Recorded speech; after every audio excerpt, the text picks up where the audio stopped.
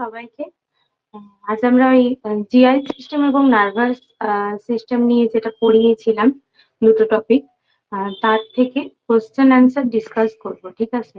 তোমরা আগের ক্লাসে বলেছিলে যে ম্যাডাম দুটো বড় চ্যাপ্টার হয়ে গেল, তো কোশ্চেন অ্যান্সার করালে ভালো হতো। তো আজকের ক্লাসটা কোশ্চেন অ্যান্সার আমরা একটু আলোচনা করে নেবো। ঠিক আছে? আমি বিভিন্ন জায়গা থেকে কোশ্চেন নেওয়ার চেষ্টা করেছি, বাট যেহেতু মানে আমার সিলেবাস কভার করাই অ্যাকচুয়ালি পড়াতে বলা হয়েছিল। ঠিক আছে? মানে সিলেবাসটা কভার করতে অ্যাকচুয়ালি আমি ঠিকঠাক ভাবে প্রিপেয়ার করে রেখেছিলাম, কোশ্চেন সেরকম ভাবে প্রিপেয়ার করা হয়নি। তো মোটামুটি আমি বিভিন্ন জায়গা থেকে যেগুলো ইম্পর্টেন্ট কোশ্চেন যেগুলো আসে ঘুরিয়ে ফিরিয়ে সেরকম করেছি। বাট স্টিল যেহেতু দুটো চ্যাপ্টারই ভীষণ ব্রড এবং বড়, তো সেই ক্ষেত্রে অনেক কোশ্চেন কিন্তু আরো অ্যাড করা যাবে যদি সময় থাকে। ঠিক আছে? তোমরা বারবার রিপিটেডলি রিকোয়েস্ট করছিল বলে আমি এটা করলাম। যদি আমার সিলেবাস শেষ হওয়ার পর যদি সময় থাকে, তখন আমি মানে অবশ্যই আমি কোশ্চেন অ্যান্সার তোমাদেরকে যতটা সম্ভব ম্যাক্স টু ম্যাক্স, যে কোশ্চেনটা মানে পড়বে না বা যে কোশ্চেনটা পড়ার কোনো চান্স নেই সেটা, এবং যে কোশ্চেনটা ভীষণ ইম্পর্টেন্ট সেটা, তো আমি ডিসকাস করে দেবো। কিন্তু আমার মেন যেটা হচ্ছে ইন্টেনশন বা মেন মোটো গোল যেটা, সেটা হচ্ছে সিলেবাস কমপ্লিট করা। তোমরা সবাই জানো যে অ্যানাটমি অ্যান্ড ফিজিওলজি আর এমএসএনটা ভীষণ বড় একটা মানে ব্রড এরিয়া। তো সেক্ষেত্রে সিলেবাস কভার করাটা কিন্তু একটা 3 মাসের মধ্যে একটা চাপের ব্যাপার। ঠিক আছে? তো আমি সিলেবাসটা আগে কভার করে নিই, তারপরে তোমাদের কোশ্চেন অ্যান্সার তখন করা যাবে। ঠিক আছে? মাঝে মাঝে বড় চ্যাপ্টার গুলো যেগুলো আছে, যেমন টাফ চ্যাপ্টার গুলো এবং বড় চ্যাপ্টার গুলো, তো সেক্ষেত্রে আমি চেষ্টা করবো যে একটা যেন ক্লাস নিয়ে নেওয়া যায়। কিন্তু তোমাদের কোশ্চেন অ্যান্সার সেই রকম ভাবে কিন্তু হবে না। ঠিক আছে? মানে কভার না, পুরো সিলেবাসটা কিন্তু কোশ্চেন অ্যান্সার কভার হবে না। আমি সিলেবাসটা কভার করার পরেই কিন্তু max to max question answer দিতে পারবো তোমাদেরকে। হ্যাঁ, তো স্ক্রিন দেখা যাচ্ছে সবার? আমার কথা শোনা যাচ্ছে?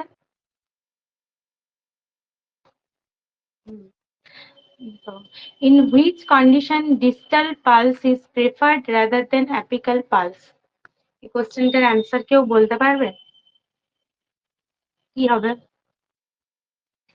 তোমরা কি সার্চ করে দেখে নিচ্ছ?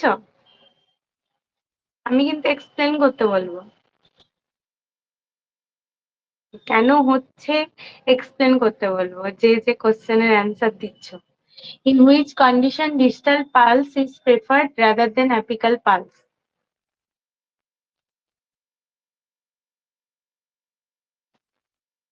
তো অ্যান্সার ইজ বি। ঠিক আছে? Answer is B, shock. Concept হচ্ছে site of pulse include temporal, carotid, apical, radial, ulnar, brachial, femoral, tibial, popliteal, posterior tibial এবং ডরসালিস পেডিস। আমরা এখান থেকে হচ্ছে পালসটা চেক করি। ঠিক আছে? এই যে জায়গাগুলো আছে সেগুলো হচ্ছে পালস চেক করার জায়গা। ঠিক আছে? এরপর হচ্ছে আমাদের এখানে কি বলেছে, in which condition distal pulse is preferred rather than apical pulse. কার ক্ষেত্রে ডিস্টাল পালসটা হচ্ছে প্রেফার করা হয় অ্যাপিক্যাল মানে অ্যাপিক্যাল পালসের থেকে। ঠিক আছে? সেটা হচ্ছে শক। শক কেন হচ্ছে? কার্ডিওজেনিক শক আমরা কত রকমের পাই? কার্ডিওজেনিক, নিউরোজেনিক, সেপটিক, অ্যানাফাইলেকটিক এবং হাইপোভলিমিক। ঠিক আছে? এই 5 রকমের শক পেয়ে থাকি। ঠিক আছে? এটা মেইনলি ব্লাড এবং কার্ডিওভাস্কুলার রিলেটেড কোশ্চেন। ঠিক আছে? যেহেতু তোমাদের ব্লাড পড়ানো হয়েছে, সেই কারণে আমি এটা হচ্ছে কি তোমাদের পড়িয়ে দিচ্ছি। হ্যাঁ, তো সেটা হচ্ছে যে তোমার কার্ডিওজেনিক যে শকটা হচ্ছে, সেখানে হচ্ছে the shock is due to cardiac related disorders like myocardial infarction, cardiogenic. আর নিউরোজেনিক হচ্ছে due to neurological impairment, septic হচ্ছে শক ডিউ টু ইনফেকশন, এবং anaphylactic shock due to abnormal immune response, ঠিক আছে। আর হাইপোভলিমিক শক হচ্ছে due to reduce fluid volume. তো এই ক্ষেত্রে যেটা হচ্ছে সেটা হচ্ছে শকটা হচ্ছে যেহেতু তোমার যেহেতু এটা হচ্ছে এই ক্ষেত্রে কার্ডিওজেনিক শক বা নিউরোজেনিক শক বা যে কোনো শক হলো, সেক্ষেত্রে তোমার অ্যাপিকাল পালসের থেকে ডিস্টাল পালসটা বেশি প্রেফার করা হয়, কারণ অ্যাপিকাল পালসটা তখন পাওয়া যায় না, ঠিক আছে। শকের ক্ষেত্রে অ্যাপিকাল পালসটা পাওয়া যাচ্ছে না, আমরা তখন ডিস্টাল পালসটা এই জন্য পাচ্ছি।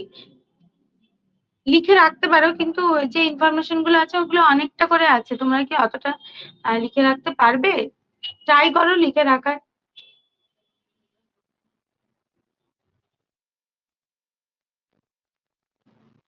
আচ্ছা, এবার এটা তো আমার আনসারটা দেখিয়ে দিয়েছি। আমাকে একটা কথা বলো তো, মানে তোমাদেরকে কিরকম ভাবে কোশ্চেন আনসার করালে মানে সুবিধা হবে?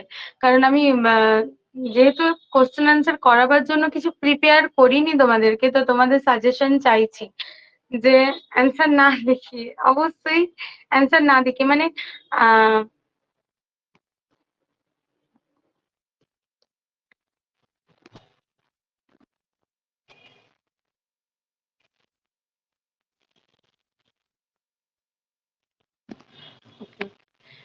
তো এখানে আছে দেখো, patient in emergency department diagnose to have fluid and air present in lungs, ঠিক আছে। ফ্লুইড অ্যান্ড এয়ার প্রেজেন্ট লাংসে আছে, এটা রেসপিরেটরি থেকে, রেসপিরেটরি যেহেতু আমাদের কভার হয়ে গেছে, তো রেসপিরেটরি থেকেও এই কোশ্চেনটা পেলাম, তো দিয়ে দিলাম। তো diagnose to have fluid and air present in lung, what is the what is the above mentioned condition known as? Fluid এবং এয়ার যেখানে থাকছে লাংসের মধ্যে, সেখানে হচ্ছে যে তোমার সেই কন্ডিশনটাকে কি বলছে, ঠিক আছে।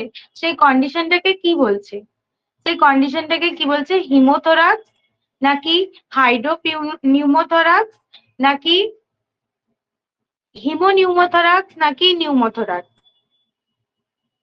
এখানে অ্যান্সার হবে, আমরা দেখতেই পাচ্ছি, দুই, ঠিক আছে, হাইড্রো নিউমোথোরাক্স। হিমোথোরাক্স, হিমোথোরাক্স অর্থাৎ হিমোথোরাক্স মানে জানা আছে কারো?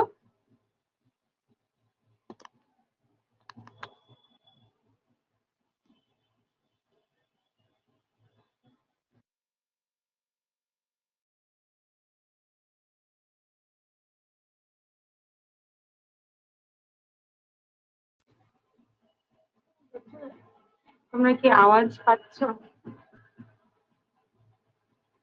হুম, ওয়েট ওয়েট, 1 মিনিট ওয়েট করে দাও, হ্যাঁ।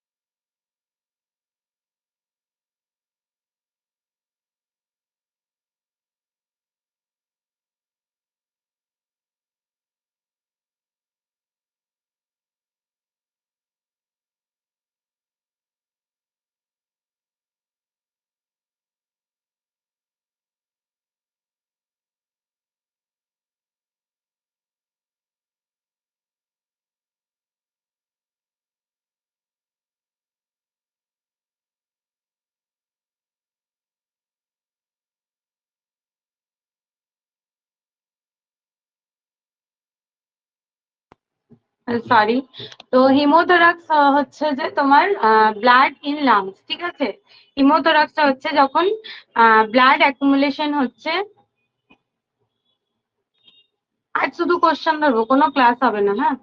তো আর হাইড্রোথোরাক্স দেখতে পাচ্ছ এখানে লেখা আছে, হাইড্রোথোরাক্স হচ্ছে lungs filled with water, cardiac failure can cause this, ঠিক আছে।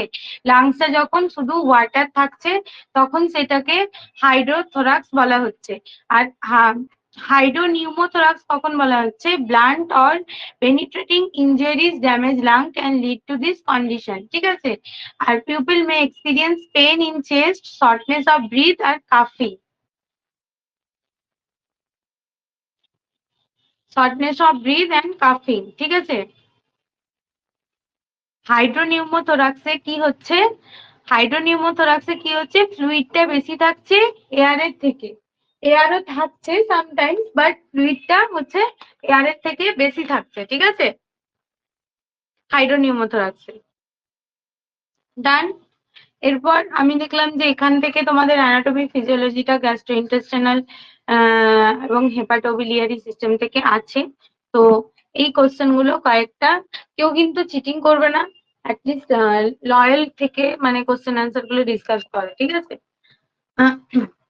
অনেকের কাছে টার্গেট হাই আছে আমি জানি। তো gallbladder is located in gallbladder is located in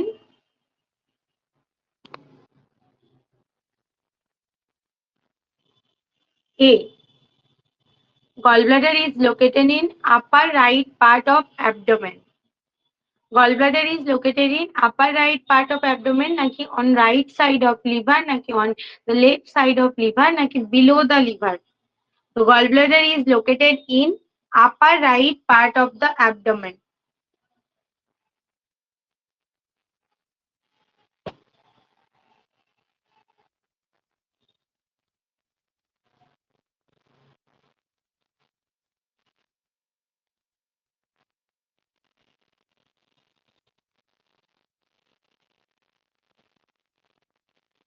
upper below the liver কি করে হবে, upper upper right part of the abdomen হবে। গল ব্লাডারের ইয়েটা কি বলেছিলাম, কোয়াড্রেন্ট গুলো কি বলেছিলাম, পেটের কোয়াড্রেন্ট গুলো, অ্যাবডোমিনাল কোয়াড্রেন্ট গুলো কি বলেছিলাম, 9টা কোয়াড্রেন্ট আছে।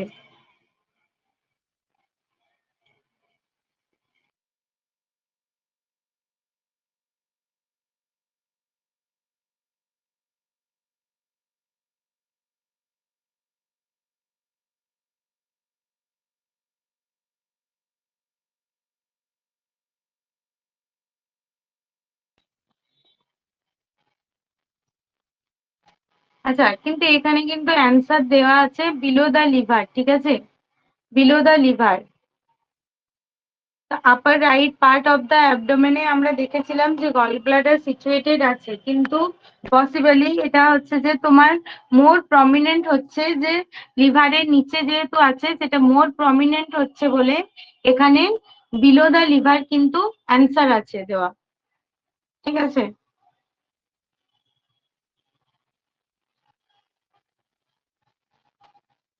মধুশ্রী বলো তো বিলো দ্য লিভার কেন হলো?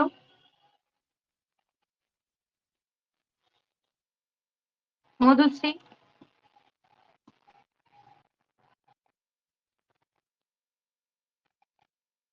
আমি মাইক অ্যালাউ করেছি। মধুশ্রী, বিলো দ্য লিভার কেন হলো?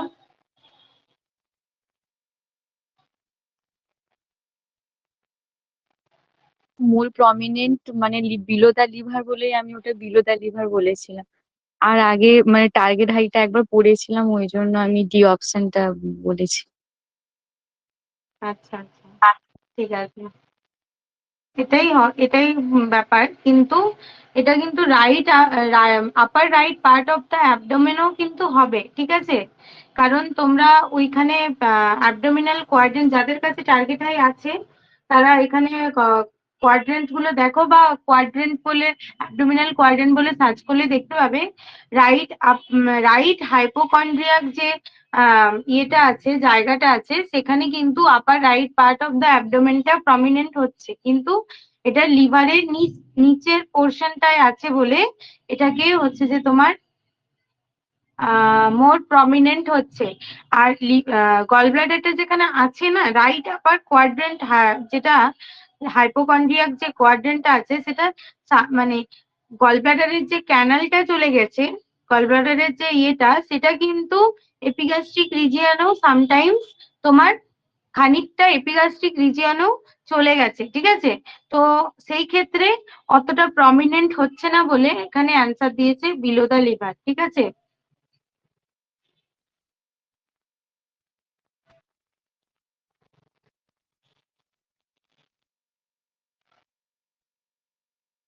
বোঝা গেছে? আচ্ছা,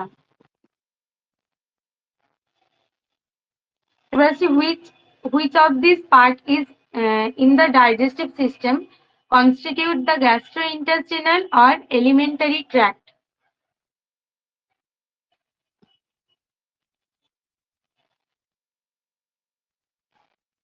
হ্যাঁ, এটা সবাই অ্যান্সার ঠিক দিয়েছে।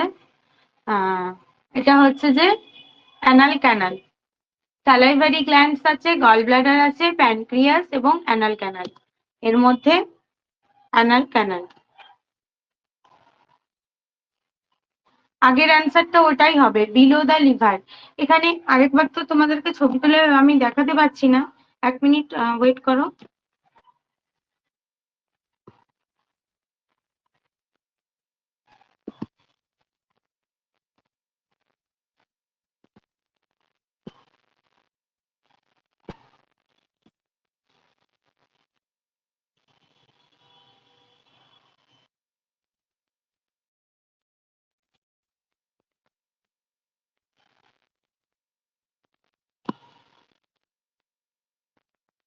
এখানে দেখো কোয়াড্রেন্ট গুলোর মধ্যে, ঠিক আছে, এই যে কোয়াড্রেন্ট গুলো আছে এখানে দেখো, এই যে এটা হচ্ছে গল ব্লাডার, ঠিক আছে। আমরা যেটা ফার্স্ট অপশনের মধ্যে আছে সেটা রাইট হাইপোকন্ড্রিয়াকে হচ্ছে মেনশন করছে, বাট কি না, যেহেতু গল ব্লাডারটা মোটামুটি এপিগ্যাস্ট্রিক রিজিয়নেও খানিকটা চলে যাচ্ছে, তাই আমরা এটাকে প্রমিনেন্ট হিসেবে নিতে পারছি না, ঠিক আছে। গল ব্লাডারের ইয়েটা প্রমিনেন্ট হিসেবে নিতে পারছি না। আর যেটা বিলো দা লিভার আছে সেটা কিন্তু একদম প্রমিনেন্ট, দেখো লিভারটা পুরোটাই ওকে কিন্তু কভার করে আছে, ঠিক আছে, লিভারটা পুরোটা ওকে কিন্তু কভার করে আছে। তাহলে বিলো দা লিভার ওই জন্য প্রমিনেন্ট হচ্ছে, মোর প্রমিনেন্ট হচ্ছে বিলো দা লিভার।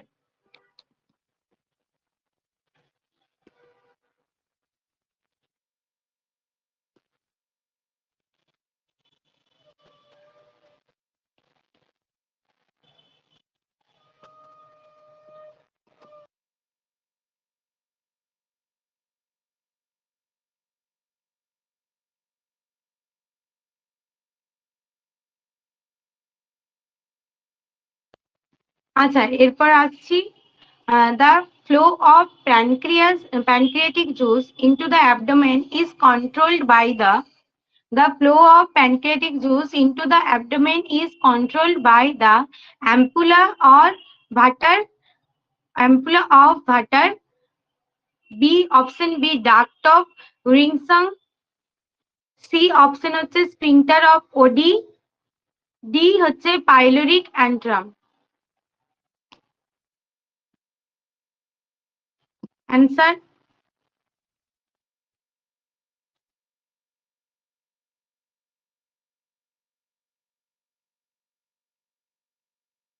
এটার অ্যান্সার হবে স্ফিংটার অফ ওডি। এটার অ্যান্সার হচ্ছে স্ফিংটার অফ ওডি।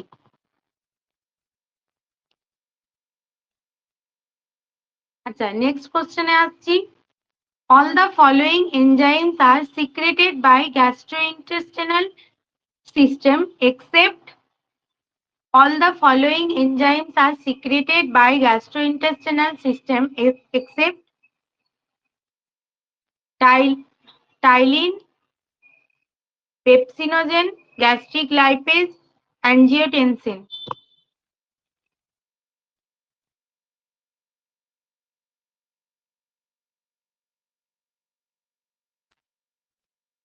আচ্ছা, সবাই বলছে অ্যাঞ্জিওটেনসিন। তো অ্যাঞ্জিওটেনসিনটা কি? Angiotensin is the right answer, but অ্যাঞ্জিওটেনসিনটা কি?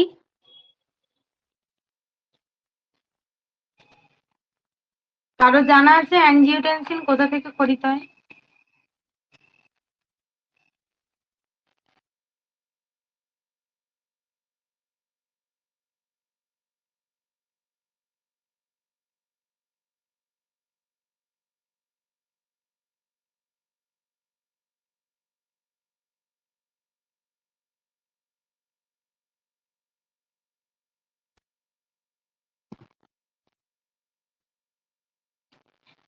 রেনিন অ্যাঞ্জিওটেনসিন হচ্ছে,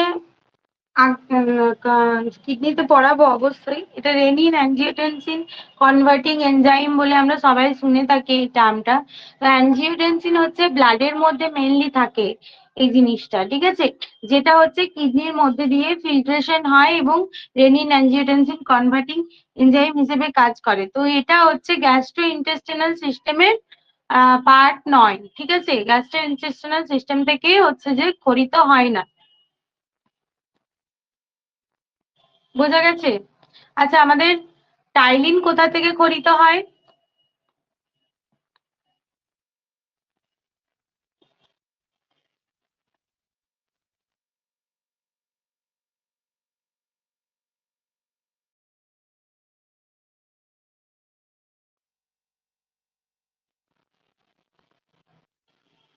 মাউথ, হ্যাঁ, সালাইভা। পেপসিনোজেন কোথা থেকে ক্ষরিত হয়?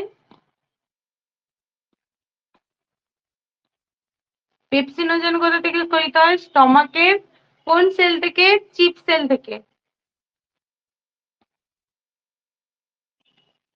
স্টমাকে চিপ সেল থেকে, হ্যাঁ। আর গ্যাস্ট্রিক লাইপেজ কোথা থেকে ক্ষরিত হচ্ছে?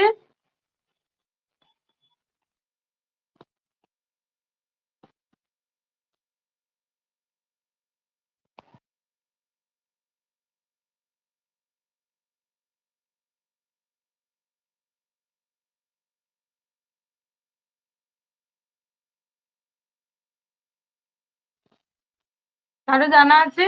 হ্যাঁ, gastric lipase is also secreted by chief cell, ঠিক আছে। পেপসিনোজেন এবং গ্যাস্ট্রিক লাইপেজ দুটোই চিপ সেল থেকে ক্ষরিত হচ্ছে। আর টাইলিন কোথা থেকে ক্ষরিত হচ্ছে? টাইলিন হচ্ছে মাউথের স্যালাইভা যেটা আছে সেটাই অ্যাকচুয়ালি টাইলিন, ঠিক আছে।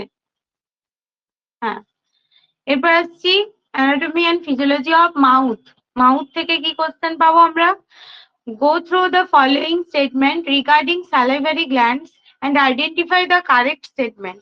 কারেক্ট স্টেটমেন্টটাকে আমাদেরকে আইডেন্টিফাই করতে হবে। তার মানে কি তিনটে যেটা আছে সেগুলো ভুল, বাকিটা হচ্ছে যে আমাদের ঠিক, একটা ঠিক তিনটে ভুল।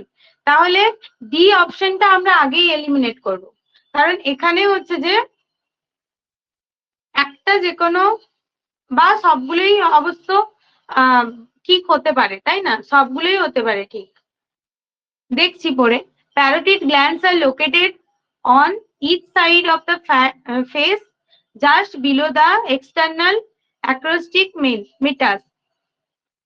Parotid, sublingual, and submandibular are the various type of salivary glands. Parotid is the largest salivary gland.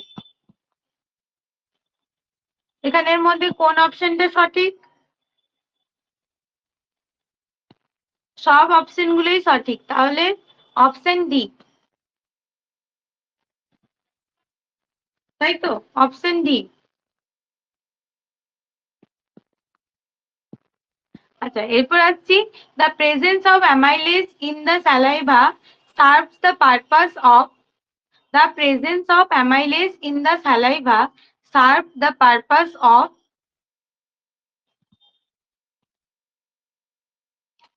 washing away food particle to cleanse the mouth, নাকি lubricating the food to minimize friction with oral mucosal, নাকি destroying harmful bacteria to prevent oral infection, নাকি catalyzing the chemical reaction for the digestion of starch? কোনটা হবে? এটা পড়ানোর সময় বারবার বলেছিলাম। Option D, catalyzing the chemical reaction for digestion of starch। বলেছিলাম স্টার্চের যে অণুগুলো আছে সেটা মাল্টি থেকে ডাই হয়, ঠিক আছে, মাল্টি থেকে ডাই হয়, অনেকগুলো স্টার্চের অণু ভেঙে দুটো স্টার্চের অণু একসাথে জোড়া লাগে, এরকম হয়, ঠিক আছে। সেটা কোথায় হয়? প্রেজেন্স অফ স্যালাইভা, মানে মাউথে হচ্ছে আমাদের, এই কথাটাই বলেছিলাম।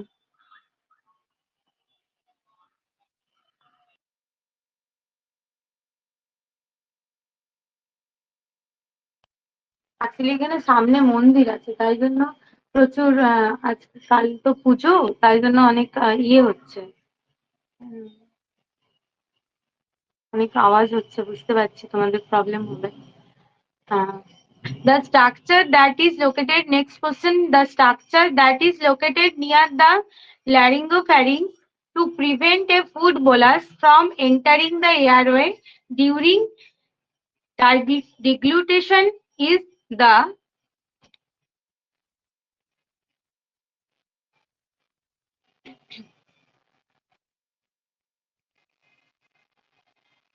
answer হচ্ছে epiglottis, cricoid, epiglottis, palate আর tongue.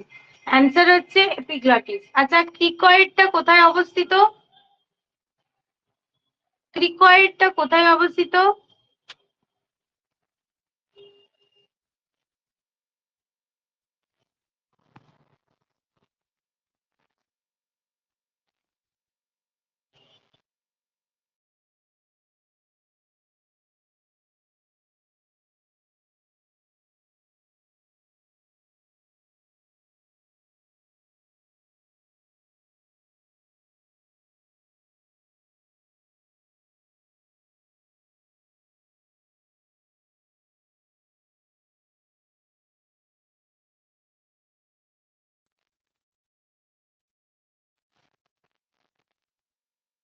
কে বললো রে? ইসোফেগাস কে বলেছে?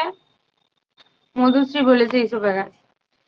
থাইরয়েড যখন পড়িয়েছিলাম তখন দেখিয়েছিলাম এপিগ্লটিসটা উপরের দিকে উঠে আছে, আর ক্রিকয়েড কার্টিলেজটা হচ্ছে একটা কার্টিলেজ যেটা হচ্ছে থাইরয়েডকে জড়িয়ে থাকে, বা থাইরয়েড কার্টিলেজকেও বলতে পারি ক্রিকয়েড কার্টিলেজ। ঠিক আছে, বোঝা গেছে?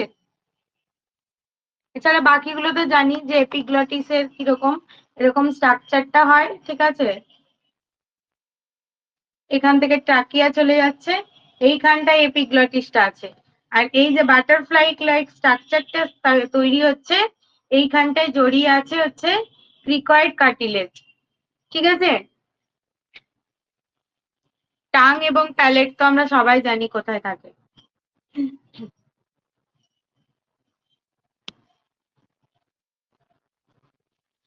এরপর আসছি, which of the following taste bud is not correctly matched with the area of the tongue where it is most abundant?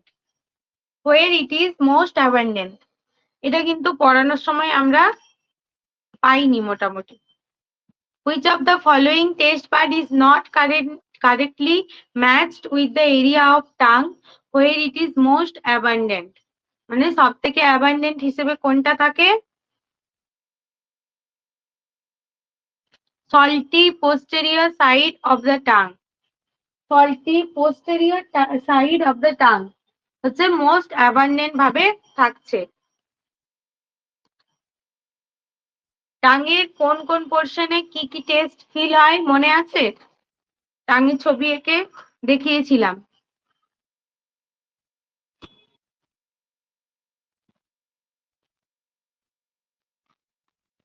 আমি যে পোর্শনটা এখন আঁকছি এখানটাতে কি এইখানে কি টেস্ট আমরা পাই?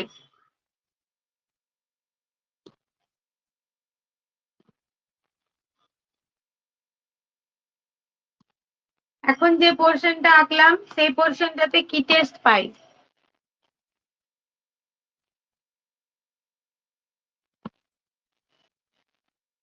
এই পোর্শনটাতে কি টেস্ট পাচ্ছি?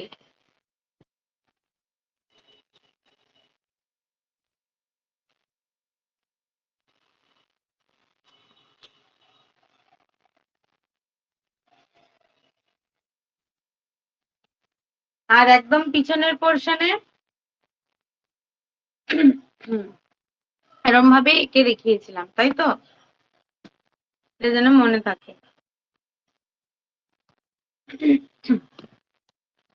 আচ্ছা,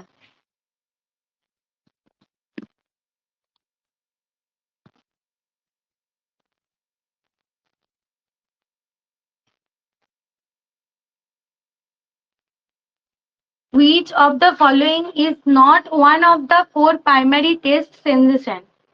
কোনটা হচ্ছে প্রাইমারি টেস্ট সেন্সেশনের মধ্যে নয়?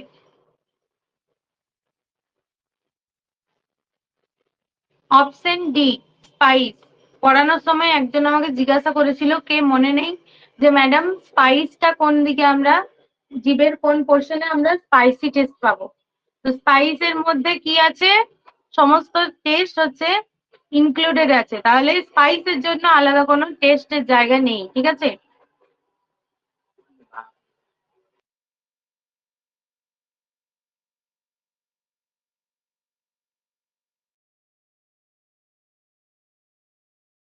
আচ্ছা, আমার ব্যাকগ্রাউন্ডে প্রচুর আওয়াজ হচ্ছে, তোমাদের কি সেটাতে অসুবিধা হচ্ছে? তাহলে আমি করবো না, মাইক অফ করবো না। যদি অসুবিধা হয় তখনই মাইক অফ করবো। ঠিক আছে, ওকে। আমি ভাবছি তোমরা হয়তো আওয়াজটা পাচ্ছ। Which part of the tongue sense bitter test? Bitter test এই মাত্র জিজ্ঞাসা করেছিলাম, which part of the tongue test bitter? posterior 1/3 of the tongue. Answer is posterior 1/3 of the tongue. একদম পিছনের দিকে, ঠিক আছে? এবার আসছি 429, salty muscle of tongue is, এটা আমাদের জানা ছিল না, পড়ার সময় পাইনি, এটা কোশ্চেনের সময় পাচ্ছি। salty muscle of tongue is styloglossus,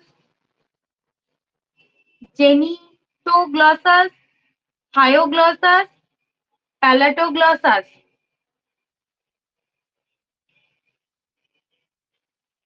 option B genito.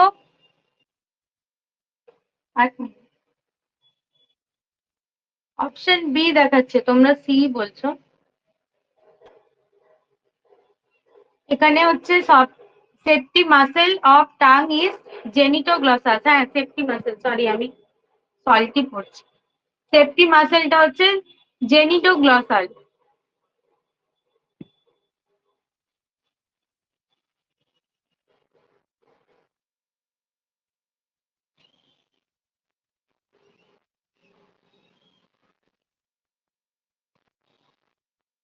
এরপর আসছি, which of the following cranial nerve supplies the in the anterior 2/3 of the tongue?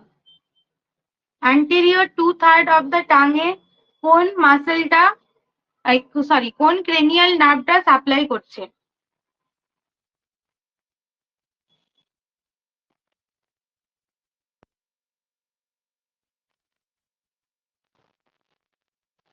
Glossopharyngeal হবে না এখানে, এটা কনফিউজিং, কারণ মনে হবে যে টাঙের মধ্যে গ্লসোফ্যারিঞ্জিয়াল হতে পারে, কিন্তু এটা ফেসিয়াল নার্ভ, এটা ফেসিয়াল নার্ভ হবে।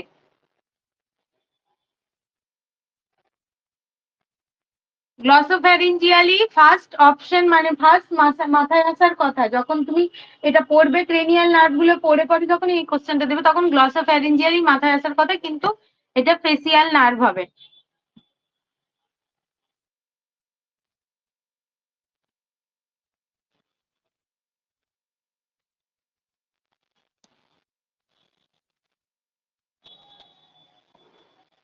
হ্যাঁ, শুধু ফেসিয়াল অ্যাক্সেল লিখেছিল, বাট হচ্ছে যে এখানে তোমার ক্রেনিয়াল নার্ভ ভিআইআই যেটা আছে, সেটা হচ্ছে তোমার মেনলি টাঙে কিছুটা কাজ করে, এই জন্যই ফেসিয়াল নার্ভ লেখা আছে।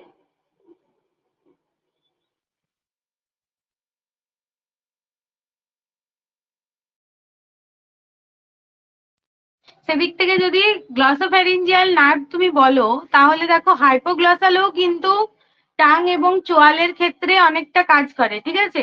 তাহলে হাইপোগ্লসালটা কেন হবে না, তাই না? আচ্ছা, এরপর আছি পরের কোশ্চেনে, the taste sensation from tongue is carried out by the following cranial nerve except. Taste sensation কোন নার্ভের দ্বারা পাচ্ছি except?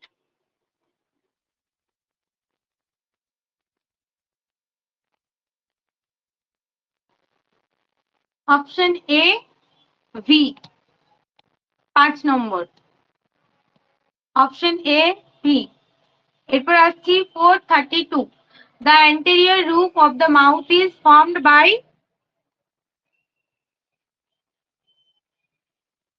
Third palette.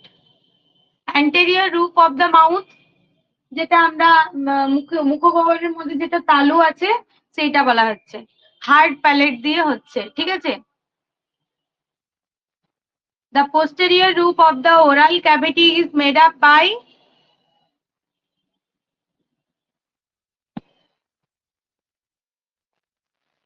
option C, soft palate. Tonsil হবে না, টনসিল তো একদম ইয়ের মধ্যে চলে যাচ্ছে, ওটা ওরাল ক্যাভিটির মধ্যে আর থাকছে না, ঠিক আছে।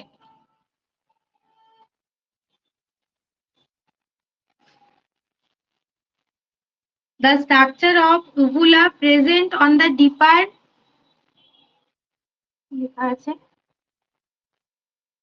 portion of the oral cavity is an extension of the structure of uvula present on the deeper portion of the oral cavity is extension of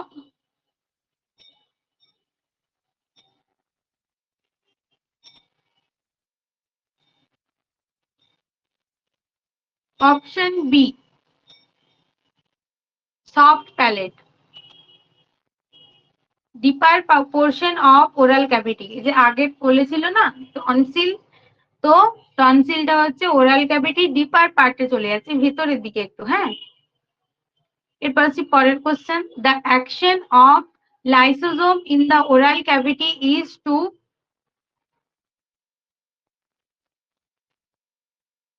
lysosome কি করছে ওরাল ক্যাভিটিতে?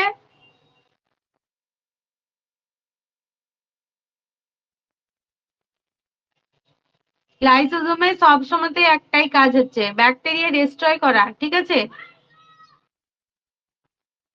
লাইসোজোমকে আরেকটা নামে ঢাকা হয়, সেটা কি?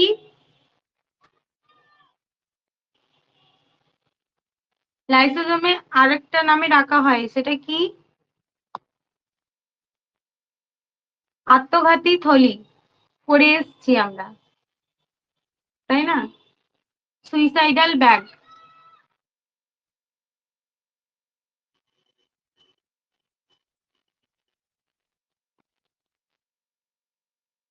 Among the given parts of teeth, which of the following comprises the nerve and blood supply?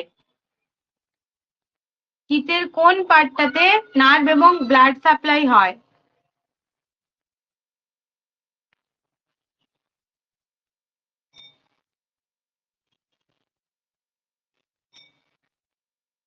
Answer is dentin.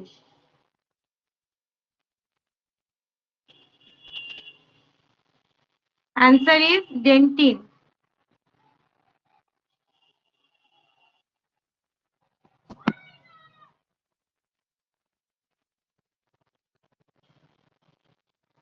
আচ্ছা, এরপর আসছি anatomy and physiology of esophagus. Cardiac sphincter is situated at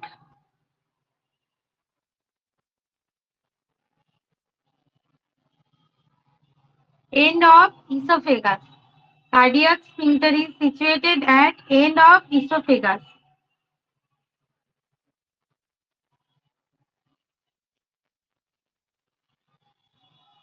cardiac স্ফিংটারটা কোথায় অবস্থিত হচ্ছে?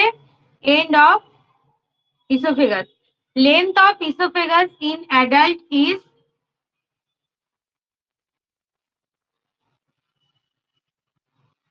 length of esophagus in adult is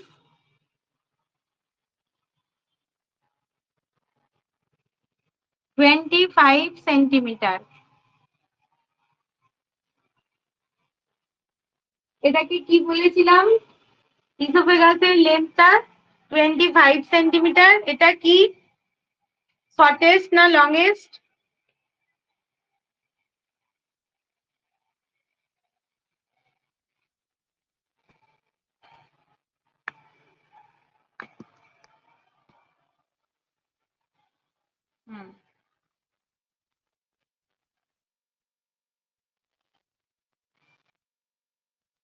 Which type of gastrointestinal motility thoroughly mixes the chyme in the small intestine? Which type of gastrointestinal motility thoroughly mixes the chyme in the small intestine?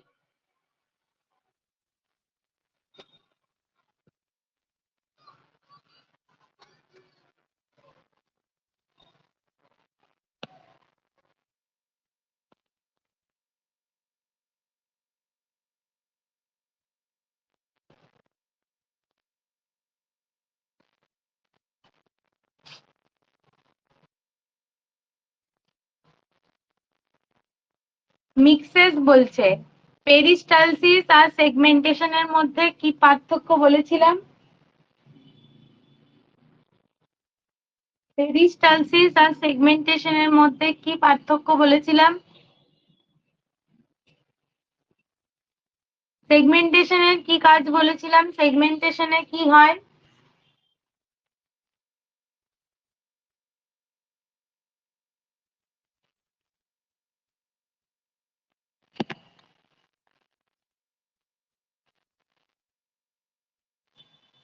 আচ্ছা, যদি এইটা canal হয় একটা, ঠিক আছে, এটা যদি canal হয়, এইখানের মধ্যে যদি ফুডটা থাকছে, তাহলে যদি এটা আমি আরেকটা হচ্ছে যে লেয়ার রাখছি, তো কাইমটা কি এরকম এরকম, ঠিক আছে, এরকম এরকম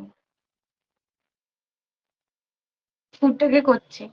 আর সেগমেন্টেশনটা কি বলেছিলাম? এই যে জায়গাটা এখানটা হচ্ছে যে ন্যারো হয়ে যাচ্ছে, ন্যারো হয়ে যাচ্ছে, ঠিক আছে, ন্যারো হয়ে যাচ্ছে এবং এটাকে নিচের দিকে নিয়ে যেতে সহায়তা করছে। কখন এটা ন্যারো হচ্ছে, তারপর এটা আবার এখান থেকে সরে এসে এখানটা ন্যারো হচ্ছে, তারপর আবার এখানটা ন্যারো হচ্ছে, তারপর আবার এখানটা ন্যারো হচ্ছে, ঠিক আছে। তখন কি, যখন এখানটার থেকে এই পোর্শন থেকে ন্যারো হয়ে এই পোর্শনটাকে এলো, ঠিক আছে, ন্যারোইংটা এই পোর্শনে এলো, তখন কি হলো? ফুড পার্টিকেলটা হচ্ছে এখান থেকে এখানে চলে আসছে, ঠিক আছে, এখান থেকে এখানে চলে আসছে। তাহলে ইভেনচুয়ালি সেগমেন্টেশনটা হচ্ছে ফুডটাকে মিক্স করছে, ঠিক আছে, ইভেনচুয়ালি সেগমেন্টেশনটা ফুডটাকে মিক্স করছে।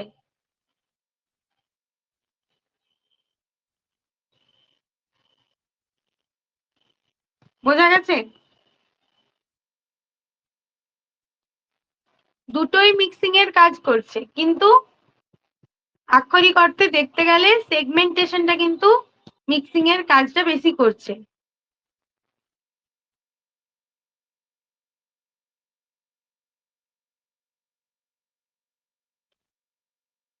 কি দিয়ে বোঝাবো, দাঁড়াও।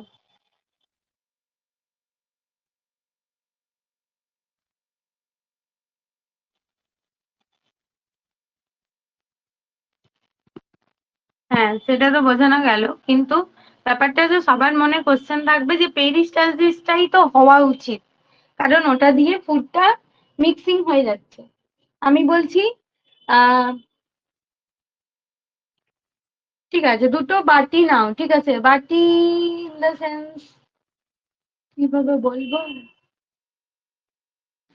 আচ্ছা, থালা, যেগুলো প্লেট গুলো হয় না, প্লেটের মধ্যে অনেকগুলো বক্স বক্স টাইপের জায়গা থাকে, দেখবে কয়েকটা প্লেটে, যেখানে সবজি নেওয়া যায়, আহ বাকি আরো অনেকগুলো কলাম থাকে, প্লাস ভাতের একটা কলাম থাকে, ঠিক আছে। তো সেখানে আমরা যে ভাতটা রেখেছি, সেই ভাতের জায়গাটা ধরো মিক্স করছি শুধুমাত্র ওই জায়গাটার মধ্যে, কিন্তু সবজির সাথে ভাতটা মিক্স করছি না, ঠিক আছে। মনে করো তুমি প্রথমের খাবারটা খেলে এবং দ্বিতীয় খাবারটা খেলে, তারপরে তোমার ওই ক্যানালটার মধ্যে সেই প্রথম খাবার দ্বিতীয় খাবার যেমন আছে সেই অবস্থাতেই হচ্ছে চলে যাচ্ছে, ঠিক আছে, সেই অবস্থাতেই চলে যাচ্ছে, বা হয়তো সেইখানে ওই ক্যানালটার মধ্যে বা পাইপটার মধ্যেই রয়ে যাচ্ছে, সেটা আর একে অপরের কাছে যাচ্ছে না। তাহলে সেই হিসেবে যদি আমরা যে কাইম বলছি, সেই কাইমটা কি করছে, সেই ভাত ভাত যে ইয়েটাতে আছে, কলামটাতে আছে, সেই ভাতের মধ্যে একটা ভাতের সাথে আরেকটা ভাত মিক্স করছে, সবজির সাথে ভাতটা মিক্স করছে না, ঠিক আছে। যখন ওই কলামগুলো খুলে যাবে এবং এই যে ন্যারোইং জায়গাটা বললাম, এই ন্যারোইং জায়গাটা খুলে ও ব্রড জায়গা তৈরি করছে, তখনই একমাত্র যেখানে সবজি আছে এবং যেখানে ভাত আছে সেই জিনিসটা মিক্সিং হতে পারছে, ঠিক আছে। বোঝা গেছে? ওই জন্য সেগমেন্টেশনটা অ্যান্সার হবে। ঠিক আছে?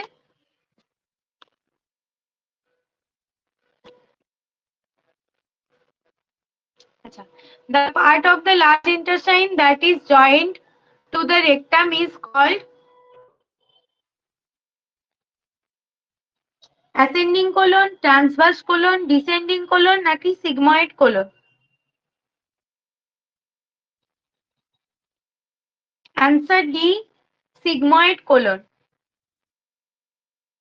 রেকটামের সাথে হচ্ছে যে তোমার ইন্টেস্টাইনকে যে জোড়া করছে সেটা হচ্ছে sigmoid colon। নেক্সট কোশ্চেনে আসছি, pouch of Douglas is placed between, pouch of Douglas is placed between,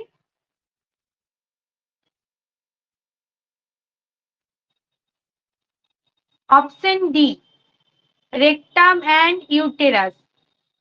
Pouch of Douglas is placed between rectum and uterus. Meckel's diverticulum arises from ileum.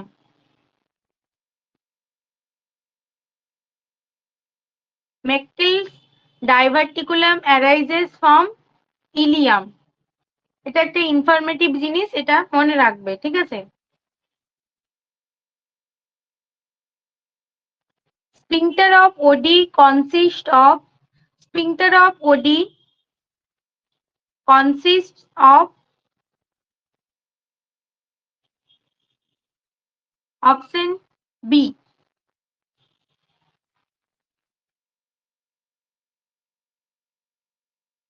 3 sphincters.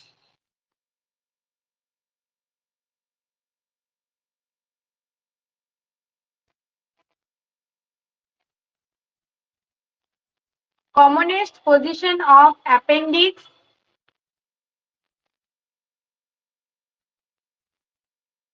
commonest position of appendix is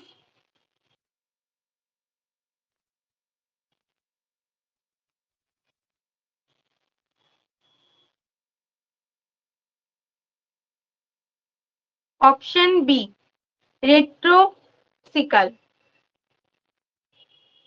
Commonest position of appendix is retrocecal। বলেছিলাম যে অ্যাপেন্ডিক্সটা কি পজিশনে থাকে, যখন পড়ানো ছিল তখন বলেছিলাম অ্যাপেন্ডিক্সটা যেরকম ভাবে থাকে, এটা যদি তোমার লার্জ ইন্টেস্টাইনের পার্ট হয়, এখান থেকে অ্যাপেন্ডিক্সটা হচ্ছে অ্যারাইজ করছে। তো এটা হচ্ছে কমনেস্ট যেটা থাকছে পজিশনটা, সেটা হচ্ছে রেট্রোসিকাল পজিশনে থাকছে appendix. The length of the large intestine is about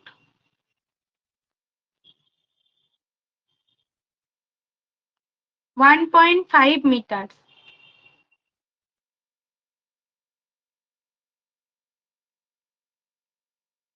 large intestine কত? 1.5 মিটার। আর স্মল ইন্টেস্টাইন কত length?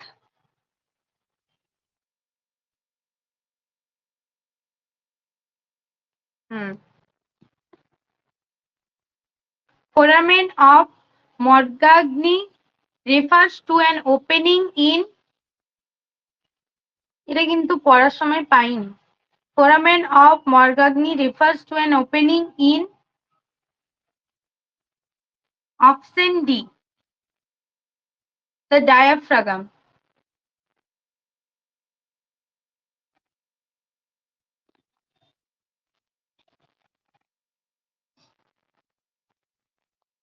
The narrowest part of the small intestine, narrowest part of the small intestine is,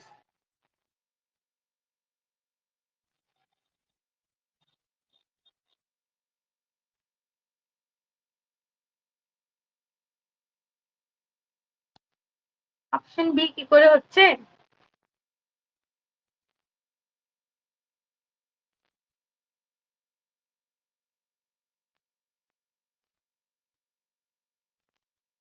option B যারা বলছো তারা কেন বলছো?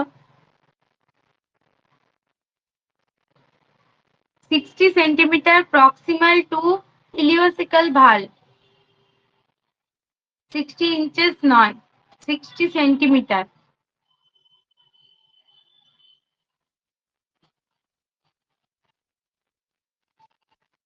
The levator ani is composed of all except, এটাও আমরা পাইনি টার্মটা, levator ani is composed of all except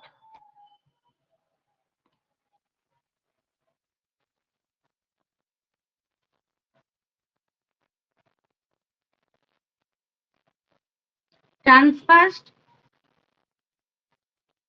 paroni.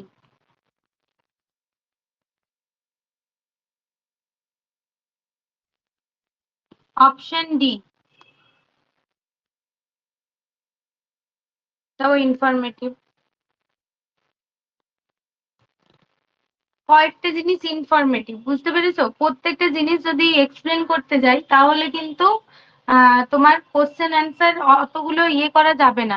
মোটামুটি যদি আমি এক্সপ্লেন করে করে বলি 15 থেকে 20টা হবে, কিন্তু তোমাকে কিছু কিছু জিনিস মনে রাখতে হবে। হ্যাঁ, যে কোশ্চেন গুলো বারবার ধরে আসছে কিছু কিছু জিনিস মনে রাখতে হবে,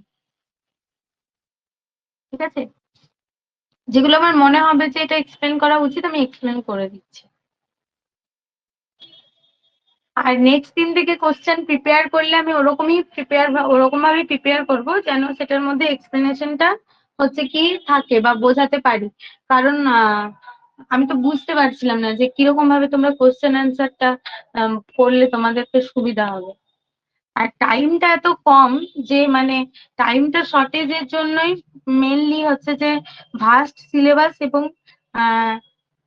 টাইম কম, বুঝতে পেরেছো?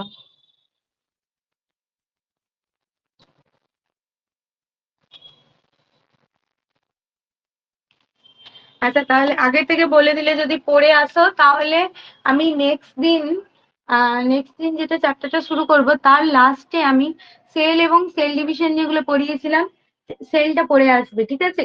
সেল থেকে আমি কোশ্চেন আনসার তোমাদের ডিসকাস করব এবং যদি এমসিকিউ থাকে তাহলে এমসিকিউ গুলো আমি বলে দেবো, ঠিক আছে?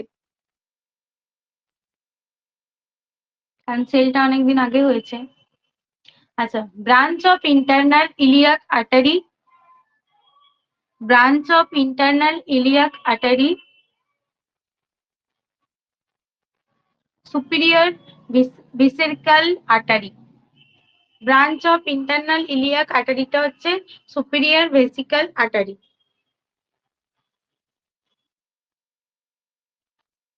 আচ্ছা, shortest part of colon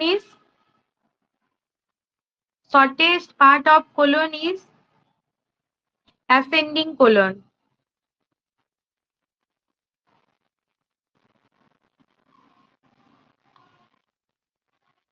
ascending colon।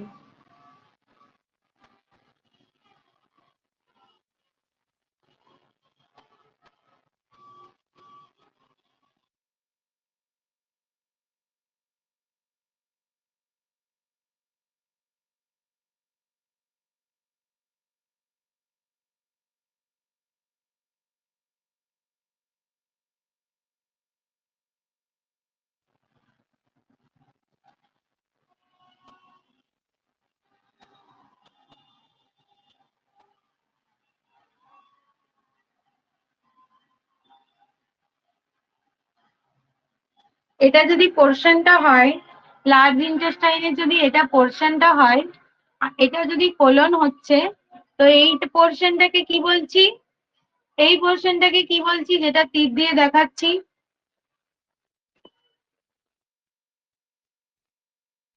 বলো।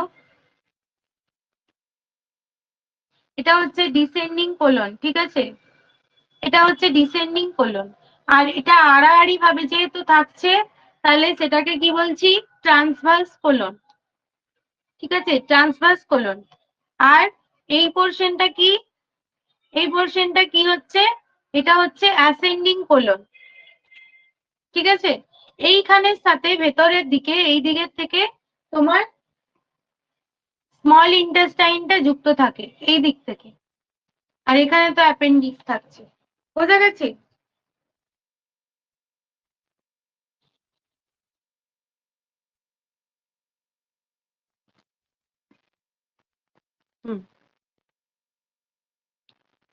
কোথায় পড়াচ্ছিলাম, কোনটা পড়ালাম? আচ্ছা, gland of Brunner's is found in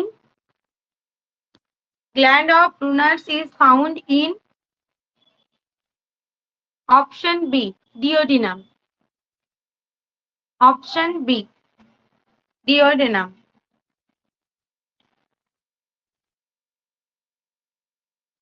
Pairs patches are present in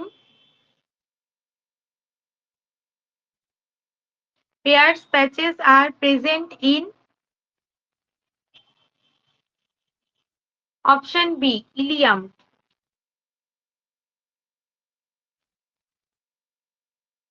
Option B, ileum.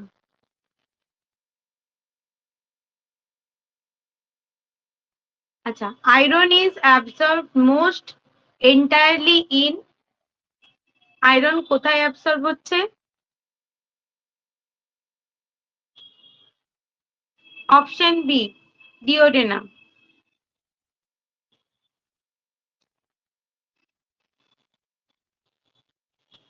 এটা তো সবার জানা থাকা উচিত। Which among the following is a part of small intestine? Which among the part of small intestine? Duodenum.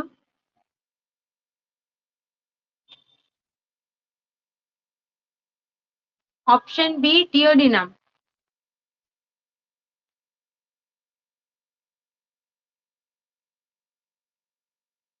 Small ইন্টেস্টাইনের part আমরা duodenum জানি, easy. At least part গুলো যদি কোশ্চেনের মধ্যে আসে যে কোনটা কার পার্ট, কোনটা সেগুলো তো অ্যাটেম্প্ট করতে সবাই পারবে আশা করি। এরকম পিকুলিয়ার কোশ্চেন দিলে তাহলে অনেকের ক্ষেত্রেই হবে, কিন্তু পার্ট গুলো অ্যাটেম্প্ট করাই যাবে। মানে স্মল ইন্টেস্টাইনের কি কি পার্ট, লার্জ ইন্টেস্টাইনের কি কি পার্ট। আচ্ছা, লেয়ার্স অফ ডাইজেস্টিভ সিস্টেম থেকে আগে কোশ্চেনের অ্যান্সার দিয়ে দিল, আমি কোশ্চেনটা বললামই না। The serous membrane that lies the organs of the digestive system is called, serous membrane যেটা আছে ডাইজেস্টিভ সিস্টেমে সেটা কি বলে? Visceral peritoneum. Visceral peritoneum. তোমাদের এখানে পোল সিস্টেম নেই তাই না? যে একটা পোল করে দিলে ভালো হতো, যেখানে হচ্ছে যে তোমরা অ্যান্সার দিতে পারতে অপশনটা প্রেস করে, তাই না? ওখানে অ্যান্সার দিলে বোঝা যেত কতজন তোমরা ম্যাক্সিমাম জিনিসটাকে করছো, অ্যাটেম্প্ট করতে পারছো।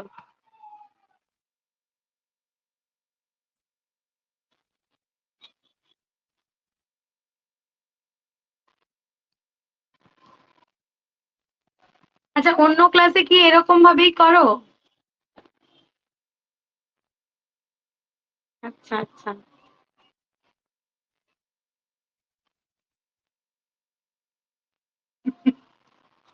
বলছে অডিও করুন ম্যাম, বলছি।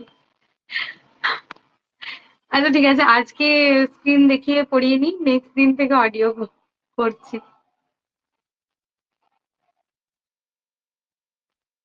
আমি বুঝতে পেরেছি, আজকে যেহেতু পিডিএফ দেখে পড়াচ্ছি, তা আজকে পিডিএফ দেখে পড়িয়ে নি, এখানে তো কোশ্চেনের অ্যান্সার নেই।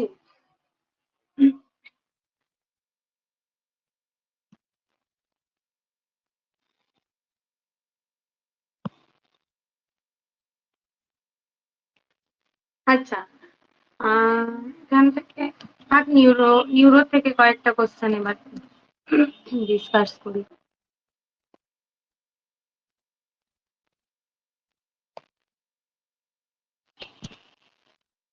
আচ্ছা,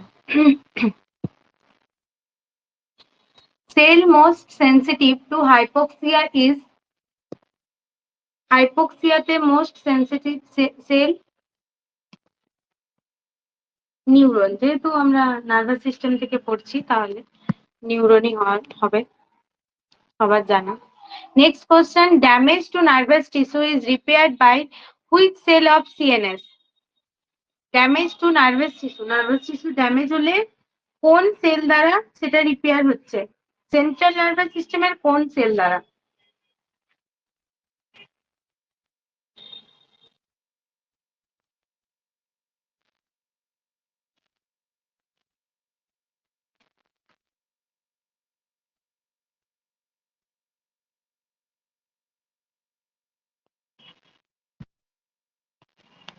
অপশন এখানে কি কি আছে? Neuroglia, axons, microglia, fibroblast.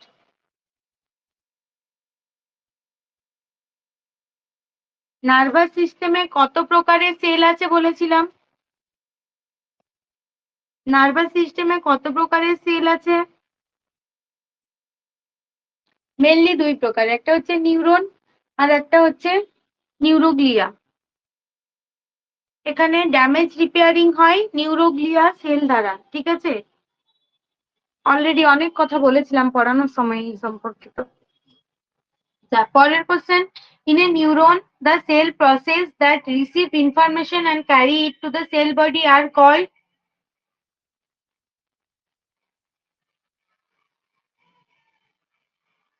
Dendrite. কারণ নিউরনের মধ্যে সেল যেটা ইনফরমেশন রিসিভ করছে সেটা হচ্ছে ডেনড্রাইট। একটা ডেনড্রাইটের সাথে আরেকটা নিউরনের লাস্ট পয়েন্টটা যুক্ত হয়ে আছে, তাহলে ও রিসিভ করছে, তাই না? যদি বলতো কার দ্বারা হচ্ছে যে তোমার একটা নিউরন থেকে আরেকটা নিউরনের সেন্ড হচ্ছে, কোন কোন পোর্শনটার থেকে? যদি বলতো কোন পোর্শনটার থেকে সেন্ড হচ্ছে?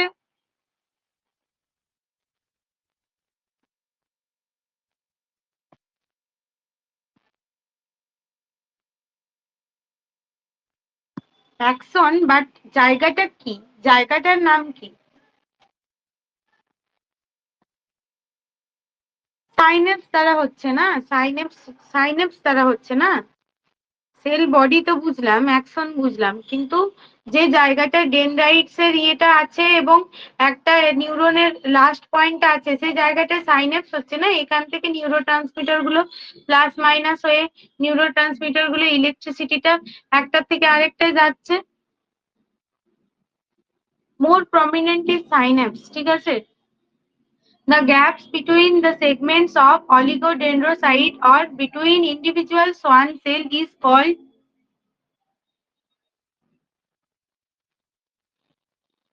Nodes of Ranvier. Nodes of Ranvier.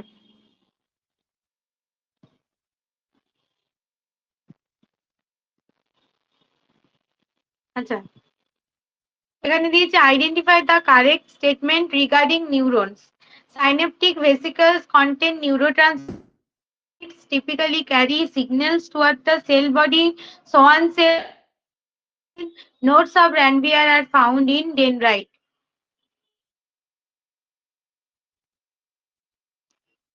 একে কি দিয়েছে? সাইনেপটিক ভেসিকলস কন্টেন নিউরোট্রান্সমিটার, এটা তো ঠিক। সাইনেপটিক ভেসিকল দিয়ে নিউরোট্রান্সমিটার হচ্ছে। ডেনড্রাইটস টিপিক্যালি ক্যারি সিগন্যালস, ডেনড্রাইটসটা অন্য নিউরন থেকে হচ্ছে যে সিগন্যালসটা নিচ্ছে, এটাও ঠিক। Schwann cells from myelin sheath, Schwann সেলসটা মাইলিন সিড তৈরি করছে, এটাও ঠিক। কিন্তু nodes of Ranvier are found in dendrite, ডেনড্রাইটের মধ্যে কোনো নোটস অফ র্যানভিয়ার পাওয়া যায় না। নোটস অফ র্যানভিয়ার কোথায় পাওয়া যায়?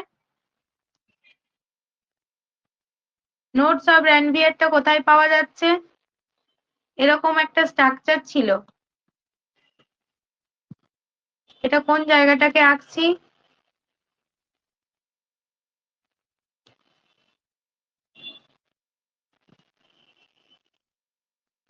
হুম, নোটস অফ র্যানভিয়ার কিন্তু ডেনড্রাইটস এ থাকে না।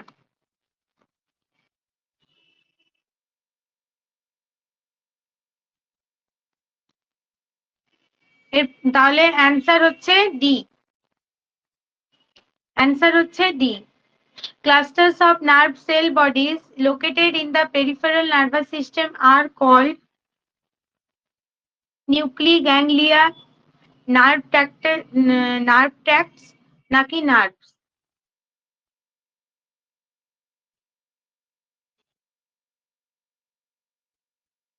Ganglia. The presynaptic terminal is separated from the postsynaptic terminal is called না মানে by কিসের দ্বারা synaptic cleft পড়িয়েছিলাম এটাও synaptic cleft নার্ভাস সিস্টেমের মধ্যে এতক্ষণ যত কোশ্চেন পেলাম সবগুলোই পড়ানো হয়েছে মোটামুটি the accent potential occurs when accent potential কখন পাওয়া যায় A membrane potential reaches the threshold value, negative proteins and ion rapidly enters the cell. The inside of the cell becomes negative compared to the outside. Naki, there is depolarization.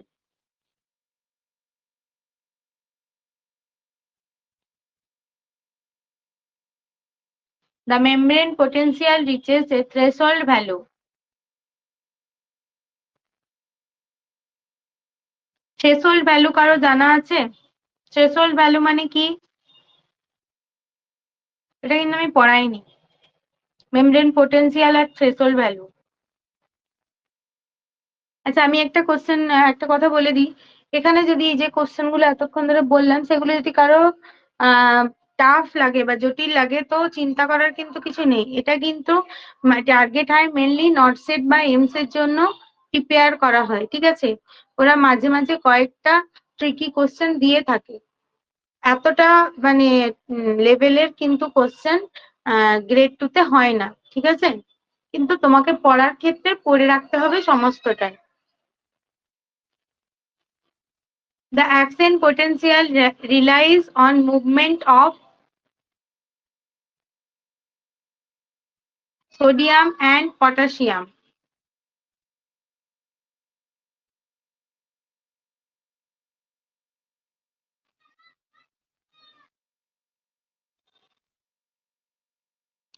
Depolarization of axonema during nerve conduction takes place because depolarization of axonema during nerve conduction takes place because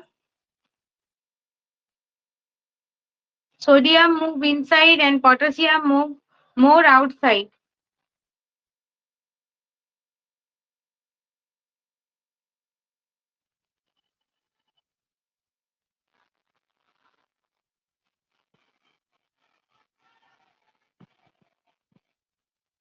আচ্ছা আজ এই অবধি থাক আমি পিডিএফটা দিয়ে দেবো হ্যাঁ টার্গেট হাই 8th এডিশন কিনা না মেবি 7th এডিশন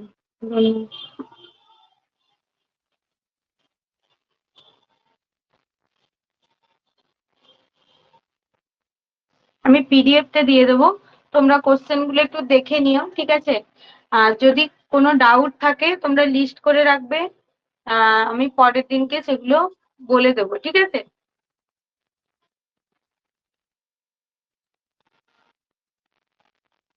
না না কোশ্চেন নিয়ে আমি তো কোশ্চেন নিয়ে আসবেন নাকি বুক এটা কি ধরনের প্রশ্ন আচ্ছা এই অবধি থাকবে আমি পিডিএফটা সেন্ড করে দেবো তোমরা একটু দেখে নিও আমি অ্যান্সার গুলো দিয়ে দেবো ঠিক আছে না বুঝতে পারলে আমাকে জানিও ক্লাসটা রেকর্ডিং অন করে দিয়েছি দেখো হার্ট ডিজিজ ইন প্রেগনেন্সি ঠিক আছে heart disease in pregnancy is important because pregnancy increases the workload of the heart which can worsen pre-existing cardiac disease ধরো আমরা যে ফিজিওলজিক্যাল চেঞ্জেসটা পড়েছিলাম সেখানে দেখেছি যে কার্ডিয়াক অনেক রকম কার্ডিওভাস্কুলার সিস্টেমে অনেক চেঞ্জেস হচ্ছে এবার ধরো কোনো মায়ের আগে থেকেই হার্ট ডিজিজ রয়েছে ঠিক আছে তাহলে সেই মায়ের ক্ষেত্রে অনেক বেশি ডেঞ্জারাস এই যে প্রেগনেন্সিতে যে হার্টের চেঞ্জেসটা হয়ে থাকে সেটা সেই মায়ের ক্ষেত্রে আরো সিরিয়াস কন্ডিশন অ্যারাইজ করে সেটাই এখানে বলছে কেননা হার্টের ওয়ার্কলোডটা আরো বেড়ে যাচ্ছে তাই যাদের প্রি এক্সিস্টিং কার্ডিয়াক ডিজিজ আছে তাদের ক্ষেত্রে আরো কন্ডিশনটা ওরসেন হয়ে যায় এবার কি বলছে why pregnancy stretches the heart কেন প্রেগনেন্সি হার্টের উপর একটা স্ট্রেস দিচ্ছে ঠিক আছে, হার্টের উপর কেন চাপ বা প্রেশার ক্রিয়েট করে। দেখো, pregnancy causes major cardiovascular changes. দেখেছি যে একটা মেজর কার্ডিওভাস্কুলার চেঞ্জেস হয়, অ্যানাটমিক্যাল চেঞ্জেস হচ্ছে, হার্টটা উপরের দিকে পুশ হচ্ছে, ঠিক আছে, তারপরে ব্লাড ভলিউম বেড়ে যাচ্ছে, প্লাজমা ভলিউম বাড়ছে, আরবিসি ভলিউম কমে যাচ্ছে, এই চেঞ্জেসগুলো হয়ে থাকে। তো তো সেটাই এখানে বলছে যে ব্লাড ভলিউম ইনক্রিজ করছে মোটামুটি 40 থেকে 50%, প্লাজমা ভলিউমটাও 50% ইনক্রিজ করছে। এবার তার ফলে কি হয়, কার্ডিয়াক যে আউটপুটটা সেটাও বাড়ছে, ঠিক আছে। এবার হার্ট ওয়ার্কস হার্ডার, এবার কার্ডিয়াক আউটপুটটা যেহেতু বাড়ছে তার মানে হার্টকে আরো বেশি কাজ করতে হচ্ছে। A woman with heart disease May develop heart failure, তার ফলে যে ওম্যানের অলরেডি হার্ট ডিজিজ আছে তার হার্ট ফেলিওরের চান্স থাকে। এই জন্যই বলছে যে প্রেগনেন্সিতে যদি কোনো মায়ের হার্ট ডিজিজ থাকে তাহলে প্রেগনেন্সিটা তার ক্ষেত্রে কেন ডেঞ্জারাস বা কেন হার্টের উপর আরো প্রেশার ক্রিয়েট করছে, এটা তারই প্যাথোফিজিওলজি, ঠিক আছে। যেহেতু ব্লাড ভলিউম আরো বাড়ে, কার্ডিয়াক আউটপুট বাড়ছে, হার্টকে আরো বেশি কাজ করতে হচ্ছে, তার ফলে যার অলরেডি হার্ট ডিজিজ আছে তার ক্ষেত্রে হার্ট ফেলিওরের চান্সটাকে বাড়িয়ে দেয়। এবার দেখো বলছে ইম্পর্টেন্ট চেঞ্জেস, যেটা আগেই বললাম, ব্লাড ভলিউম অ্যাবাউট হচ্ছে 40 থেকে 50% বাড়ে, হার্ট রেটের মধ্যেও চেঞ্জ হয়, 10 থেকে 20 বিটস পার মিনিট বাড়ছে, কার্ডিয়াক আউটপুট 30 থেকে 50% বাড়ে, সিস্টেমিক ভাস্কুলার রেজিস্ট্যান্সটা কমছে, ঠিক আছে। এবার বলছে effects of heart লিশনস on pregnancy. এবার এই যে হার্টের উপর যে এফেক্ট পড়ছে তার ফলে প্রেগনেন্সি বা মায়ের যে আগে থেকে যে হার্ট ডিজিজ রয়েছে তার ফলে প্রেগনেন্সির ওপর কি এফেক্ট পড়ে। প্রিটার্ম ডেলিভারি হতে পারে, প্রি ম্যাচুরিটি হতে পারে, আইইউজিআর হতে পারে। এমনিতেই হার্ট যেহেতু আগে থেকেই হার্ট ডিজিজ আছে সেই জন্য কি হবে, কার্ডিয়াক আউটপুটটাও ঠিকঠাক হবে না, ঠিকমতো অক্সিজেন সাপ্লাই হবে না ফিটাসের কাছে, তার ফলে প্রিটার্ম ডেলিভারি হয়ে যেতে পারে, প্রি ম্যাচুরিটি দেখা যাবে, আইইউজিআর দেখা যাবে। শুনতে পাচ্ছ তো?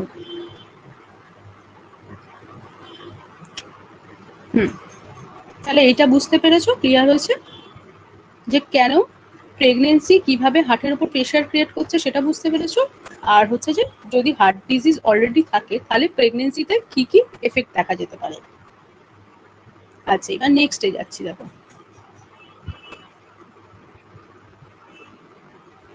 বলছে কমন হার্ট ডিজিজগুলো কি কি in pregnancy. Rheumatic heart disease. Rheumatic heart ডিজিজটা কি দেখো, rheumatic heart disease is permanent damage to the heart valves caused by one or more episode of acute rheumatic fever, usually following a group A streptococcal throat infection.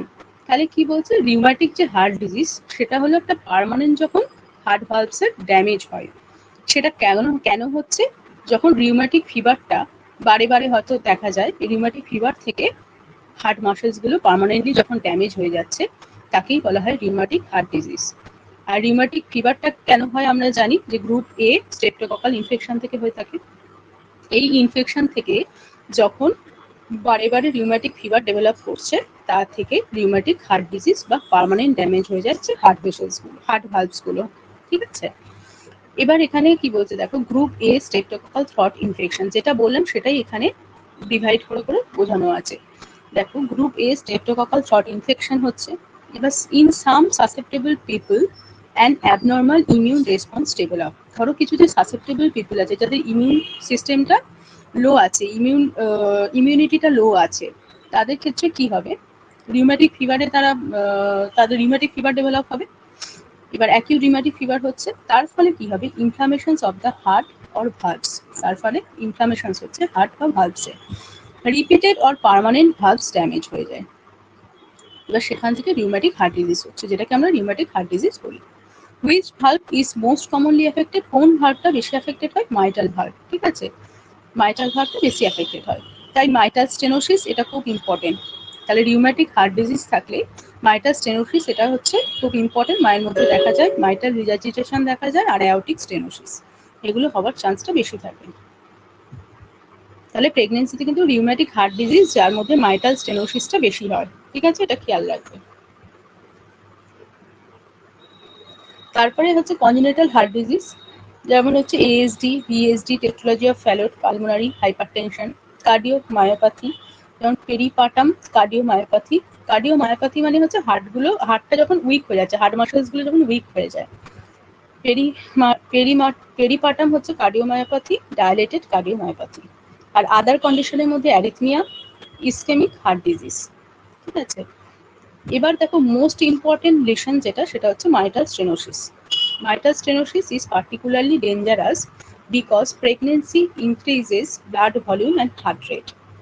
তাহলে mitral স্টেনোসিসটা হচ্ছে সব থেকে বেশি dangerous. ঠিক আছে, আর মাইটাল, কেননা mitral ভাল্বটা এখানে narrow হয়ে যাচ্ছে, তার ফলে কি হয়, মাইটাল ভাল্বটা কার মাঝে থাকে, লেফট অ্যাট্রিয়াম আর লেফট ভেন্ট্রিকেলের মাঝে থাকে। এর ফলে কি হয়, ব্লাড ফ্লোটা লেফট অ্যাট্রিয়াম থেকে লেফট ভেন্ট্রিকেলে ইজিলি হয় না। ঠিক আছে, যেহেতু ন্যারো হয় মাইটাল ভাল্বটা। এবার তার ফলে কি হয়, লেফট অ্যাট্রিয়ামের প্রেশারটা বেড়ে যাচ্ছে। লেফট অ্যাট্রিয়ামে যখন প্রেশার বাড়ে তখন কি হচ্ছে, পালমোনারি যে ভেন আছে, যেটা হচ্ছে ব্লাডটা লেফট অ্যাট্রিয়ামে দিচ্ছে লাংস থেকে, সেই পালমোনারি ভেনের প্রেশারও বেড়ে যাবে। তার ফলে পালমোনারি কনজেশন হবে, মানে সেখানে হচ্ছে অনেক বেশি ফ্লুইড বা ব্লাড অনেকটা বেশি অ্যাকুমুলেট হয়েছে। এবার তার ফলে হচ্ছে ডিপসনিয়া হবে। ঠিক আছে, ডিপসনিয়া বা পালমোনারি ইডিমা ডেভেলপ করে। তাই জন্য তাহলে ক্লিনিক্যাল ফিচার্সগুলো দেখো কি কি হচ্ছে। ডিপসনিয়া দেখা যায়, nocturnal cough, syncope, fatigue, palpitation, orthopnea, তারপরে পালমোনারি ইডিমা, আচ্ছা, আর হেমাপ্টিসিস ইন সিভিয়ার কেসেস। ঠিক আছে, অর্থোপনিয়াটা কি বলো?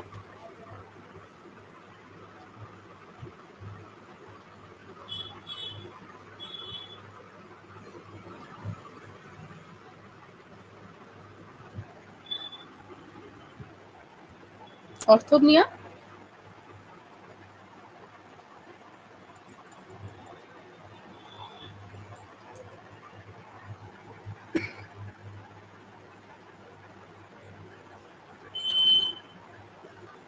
হ্যাঁ, লাইং পজিশনে যখন ডিস্ট্রেস হচ্ছে, কেন হয় বলো তো? যখন পেশেন্ট হচ্ছে, যখন ফ্ল্যাট পজিশনে লাইং করছে, তখন লেগ থেকে হার্টের দিকে ব্লাড ফ্লোটা বেশি হয়। এর ফলে হার্টের হচ্ছে উপর একটা চাপ পড়ে।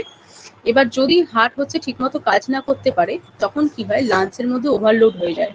তার থেকে এই তোমার ডিপসনিয়াটা বা একটা ব্রিদিং ডিফিকাল্টি হয়ে থাকে, যেটাকে অর্থোপনিয়া বলছে।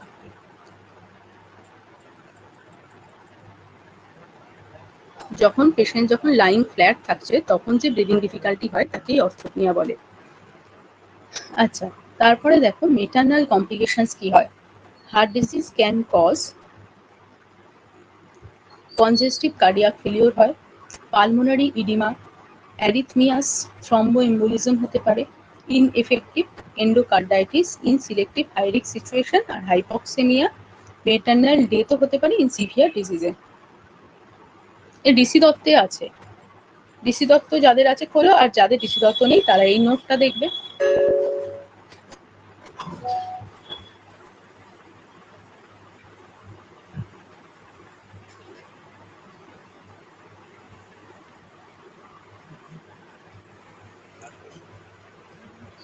হ্যাঁ, ডিসি দত্তের পেজটা হচ্ছে তোমার 259, 259, 259 এ আছে।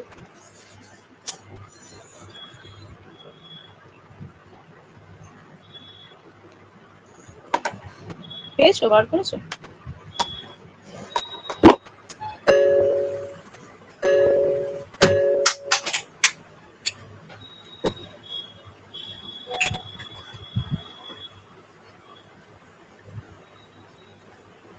আচ্ছা, এবার দেখো warning sign of heart failure.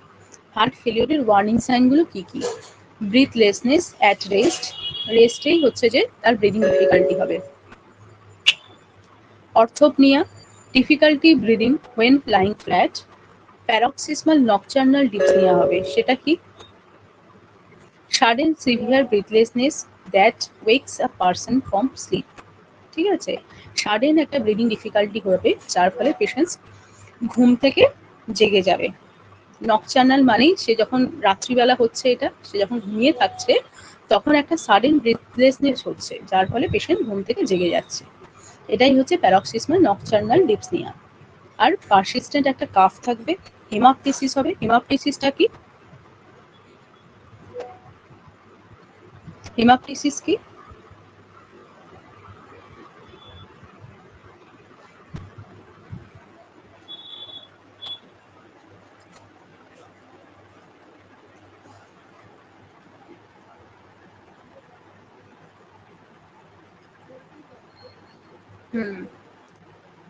Bleeding in calf.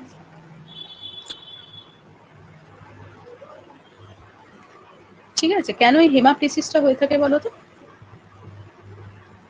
দেখো, যদি হচ্ছে হার্ট ঠিক মতো পাম্প না করতে পারে, তারপরে লাঞ্চের উপর তো একটা প্রেশার ক্রিয়েট করছে।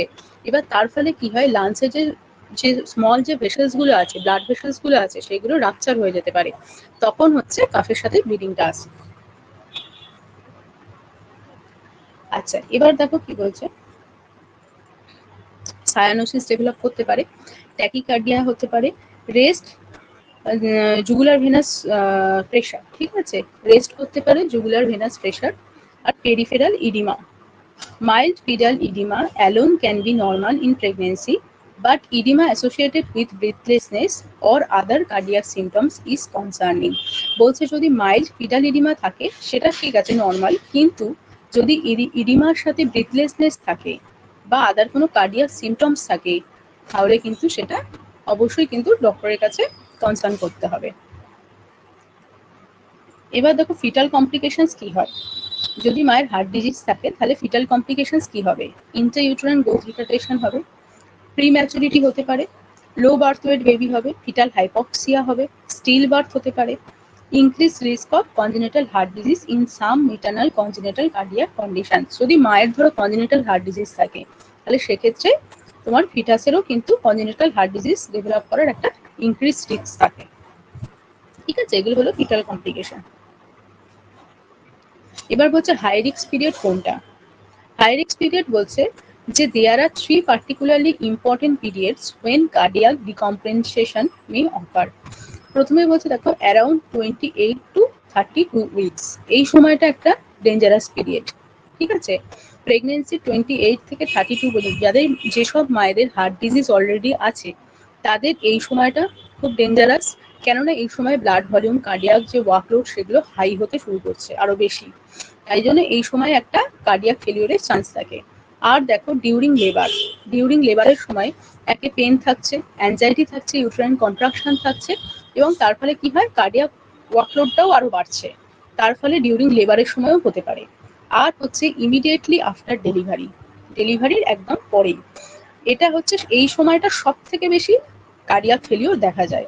কেন বলতো, যখন ডেলিভারি হয়ে গেল তখন মায়ের কাছে একটা যে মানে সাডেন একটা অনেকটা বেশি হচ্ছে যে ব্লাড ফ্লো করে, মায়ের হার্টে গিয়ে রিটার্ন করে। ঠিক আছে, প্লাসেন্টা থেকে যখন তোমার ইউটেরো প্লাসেন্টাল সার্কুলেশনটা স্টপ হয়ে গেল, তখন কি হয় ওই ব্লাডটা মায়ের হচ্ছে সার্কুলেশনে ফিরে যায়, তো এবার গিয়ে হার্টের উপর একটা সাডেন একটা প্রেশার দেয়, তার ফলে কার্ডিয়াক কিন্তু ওয়ার্কলোডটা বেড়ে যাচ্ছে এবং হার্ট ফেলিওরের চান্সটা বাড়ে।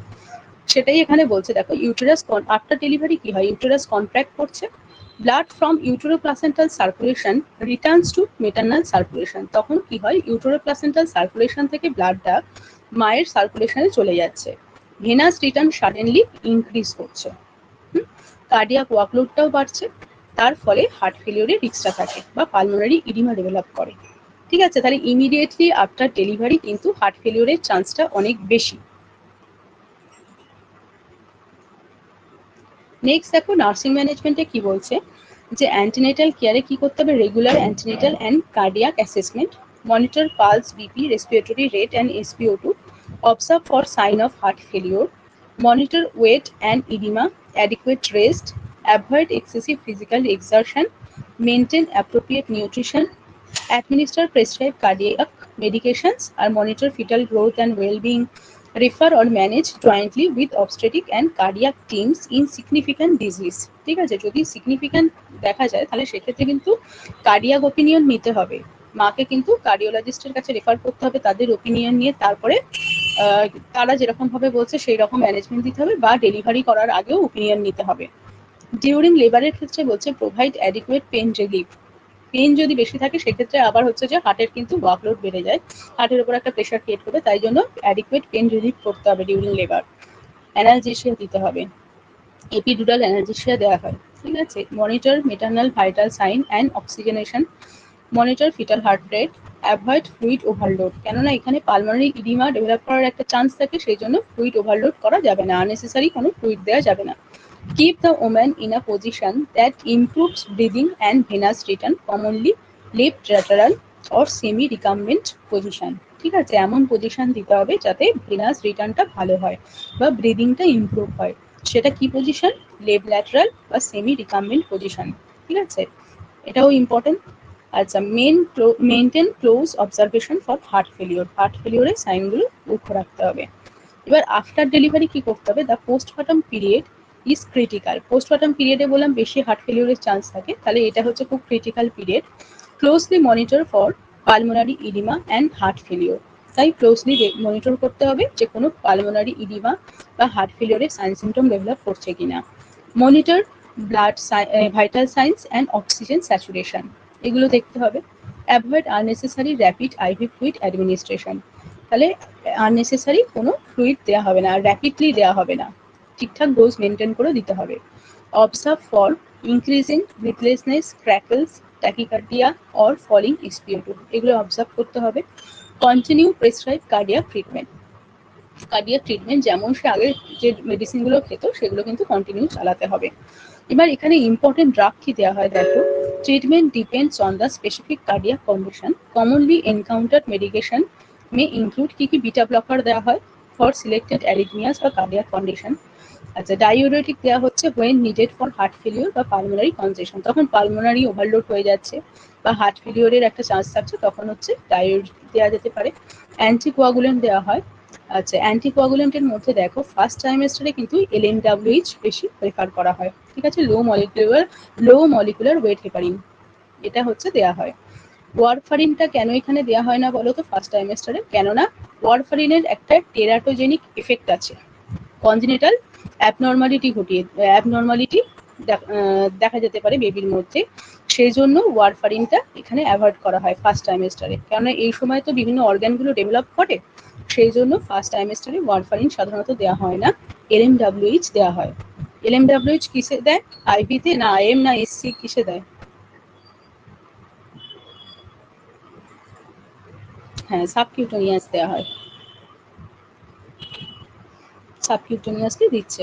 আর সেকেন্ড আর থার্ড ট্রাইমেস্টারে দেয় warfarin started and continue till the onset of labour or induction of labour, তাহলে সেকেন্ড অ্যান্ড থার্ড ট্রাইমেস্টার যেখানে অর্গানগুলো এবার ডেভেলপ হয়ে গেছে, তাই জন্য ওয়ারফারিনটা এখানে স্টার্ট করা হলো এবং কন্টিনিউ করা হবে কত দিন পর্যন্ত? Onset of labour or induction of লেবারের আগে পর্যন্ত, ঠিক আছে, তাহলে অনসেট অফ লেবার বা ইন্ডাকশন অফ লেবারের আগে পর্যন্ত ওয়ারফারিন দেওয়া হলো। Warfarin is superior than heparin, হেপারিনের থেকে ওয়ারফারিনটা অনেক বেশি ভালো, সেজন্য ওয়ারফারিনটা আবার সেকেন্ড ট্রাইমেস্টার থেকে শুরু করে দেওয়া হয়। এবার বলছে দেখো, prior to labour warfarin stop, এবার লেবারের আগে ওয়ারফারিন বন্ধ করে আবার হেপারিন চালানো হয়, ঠিক আছে, তখন এবার হেপারিন দিচ্ছে, এবার সেইখান থেকে পোস্টপার্টামের 7 days পর্যন্ত হেপারিন কন্টিনিউ করা হয়, ঠিক আছে। তাহলে সেকেন্ড অ্যান্ড ফার্স্ট ট্রাইমেস্টারে দিল LMWH, সেকেন্ড আর থার্ড ট্রাইমেস্টারে তোমার দিচ্ছে ওয়ারফারিন, আর ওয়ারফারিনটা স্টপ করছে যখন অনসেট অফ লেবার বা তোমার ইন্ডাকশন অফ লেবার হচ্ছে তখন বন্ধ করে দিল, এবার দিয়ে কি কন্টিনিউ করছে? হেপারিন কন্টিনিউ করে, কতদিন পর্যন্ত? পোস্টপার্টামে 7 days পর্যন্ত, ঠিক আছে। আচ্ছা, তারপরে আবার ওয়ারফারিন স্টার্ট করা হয়। এবার অ্যান্টিডোট কি আছে দেখো, হেপারিনের অ্যান্টিডোট কি? প্রোটামিন সালফেট, আর ওয়ারফারিনের ভিটামিন K, এই অ্যান্টিডোট গুলো ভালো করে দেখবে। আচ্ছা, আর হেপারিন চললে তোমার এপিটিটি দেখতে হয়, ঠিক আছে, এপিটিটি লেভেলটা দেখতে হয়। আচ্ছা, আর তোমার এপিটিটি কি বলো তো? এপিটিটির ফুল ফর্ম কি জানো?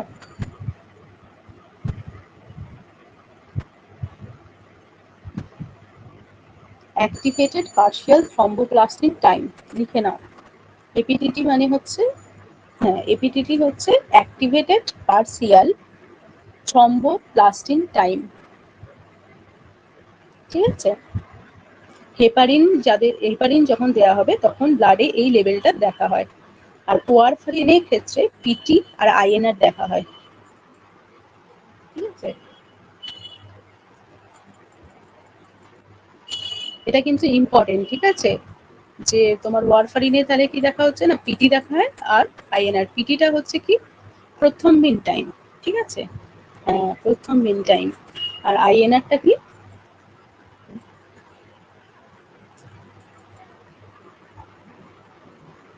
INR ইন্টারন্যাশনাল নর্মালাইজড রেশিও, ঠিক আছে, ইন্টারন্যাশনাল নর্মালাইজড রেশিও। হ্যাঁ, তাহলে ওয়ারফারিন চললে PTINR লেভেলটা দেখা হয়। আর LMWE যেটাকে ইনক্সাপেরিন বলা হয় সেটা হচ্ছে routine APTT monitoring is not used. এখানে অ্যান্টি এক্সে factor may be checked in selected situation, ঠিক আছে, এখানে অ্যান্টি এক্সে কন্ডিশনটা এটা দেখা হচ্ছে, অ্যান্টি এক্সেটা দেখা হয়, এটা হচ্ছে তোমার কোয়াগুলেশন ফ্যাক্টর, এটা দেখা হয়, ঠিক আছে। LMWH dose usually stop before surgery. তাই LMWH এবার বিফোর সার্জারি কতক্ষণ আগে স্টপ করা হয়, এগুলো কিন্তু ইম্পর্টেন্ট, এগুলো ভালো করে পড়বে। প্রোফাইল্যাকটিক ডোজ মানে প্রিভেন্টিভ যে ডোজটা, সেটা হচ্ছে যদি প্রিভেন্টিভ মেজার হিসাবে দেওয়া হয় তাহলে সেক্ষেত্রে অ্যাটলিস্ট 12 আওয়ার্স বিফোর সার্জারি এটা স্টপ করে দিতে হবে। আর থেরাপিউটিক ডোজ মানে ট্রিটমেন্ট ডোজ, যদি ট্রিটমেন্ট পারপাসে ইউজ করা হয় তাহলে সেক্ষেত্রে অ্যাটলিস্ট 24 আওয়ার্স বিফোর, ঠিক আছে, 24 ঘন্টা আগে বন্ধ করে দিতে হবে।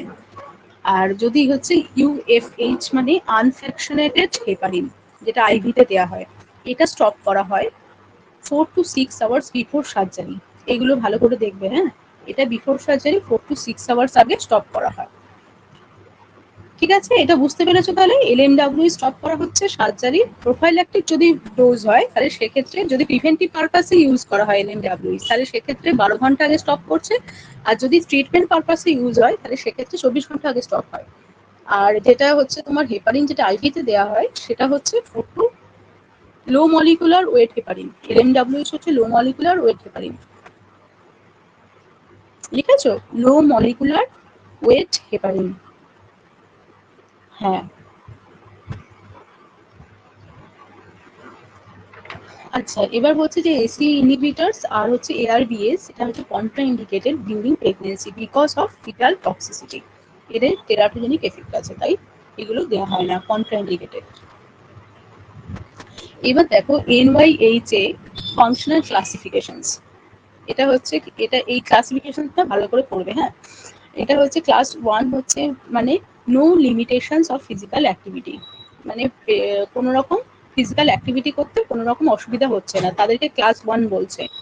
Class 2 slight limitation ordinary activity causes symptoms, বলছে স্লাইট লিমিটেশন হচ্ছে অর্ডিনারি অ্যাক্টিভিটি গুলো করলে নানা রকম ডিপসনিয়া এইসব সিমটমস গুলো দেখা যাচ্ছে। আর ক্লাস 3 বলছে marked limitations less than ordinary activity causes symptoms, বলছে অর্ডিনারি যে অ্যাক্টিভিটিস গুলো আছে, মানে ডেইলি যে অ্যাক্টিভিটিস গুলো করে থাকে, সেই অ্যাক্টিভিটিস এর থেকেও যদি কম অ্যাক্টিভিটি করে তাতেও দেখা যাচ্ছে সিমটমস গুলো ডেভেলপ করছে, ঠিক আছে। Less than ordinary activity, ordinary অ্যাক্টিভিটির থেকে কম কাজ করলেও সিমটমস দেখা যাচ্ছে, তবে আমরা তাকে ক্লাস 3 বলবো। আর ক্লাস 4 হচ্ছে সিমটমস ইভেন অ্যাট রেস্ট, যখন পেশেন্ট রেস্টে থাকছে তখনও সিমটমস দেখা যাচ্ছে, ঠিক আছে, যেমন নকটার্নাল কাফ, ডিপসনিয়া, অর্থোপনিয়া, প্যালপিটেশনস, এগুলো।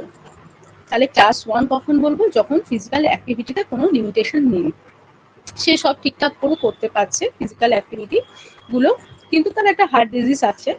আচ্ছা, ক্লাস 2টা হচ্ছে স্লাইট লিমিটেশন, মানে অর্ডিনারি কাজগুলো সে হচ্ছে করতে গিয়ে তার সিমটমসটা ডেভেলপ করছে, এমনি ঠিক আছে কিন্তু যখন সে অর্ডিনারি যে কাজগুলো সেগুলো করছে তখন সিমটমস দেখা যাচ্ছে। আর ক্লাস 3 হচ্ছে অর্ডিনারি অ্যাক্টিভিটিসের থেকেও কম যখন কাজ করছে তাতেও তার সিমটমস ডেভেলপ করছে। আর ক্লাস 4 হচ্ছে যখন সে রেস্টে থাকছে তখনও সিমটমস দেখা যাচ্ছে,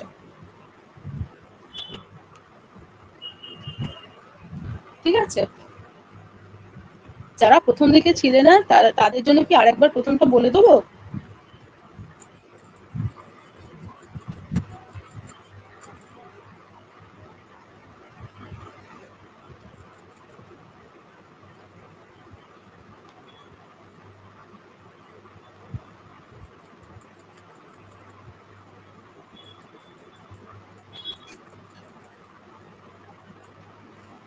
দেখো, বলছে হার্ট ডিজিজ ইন প্রেগনেন্সিতে, বলছে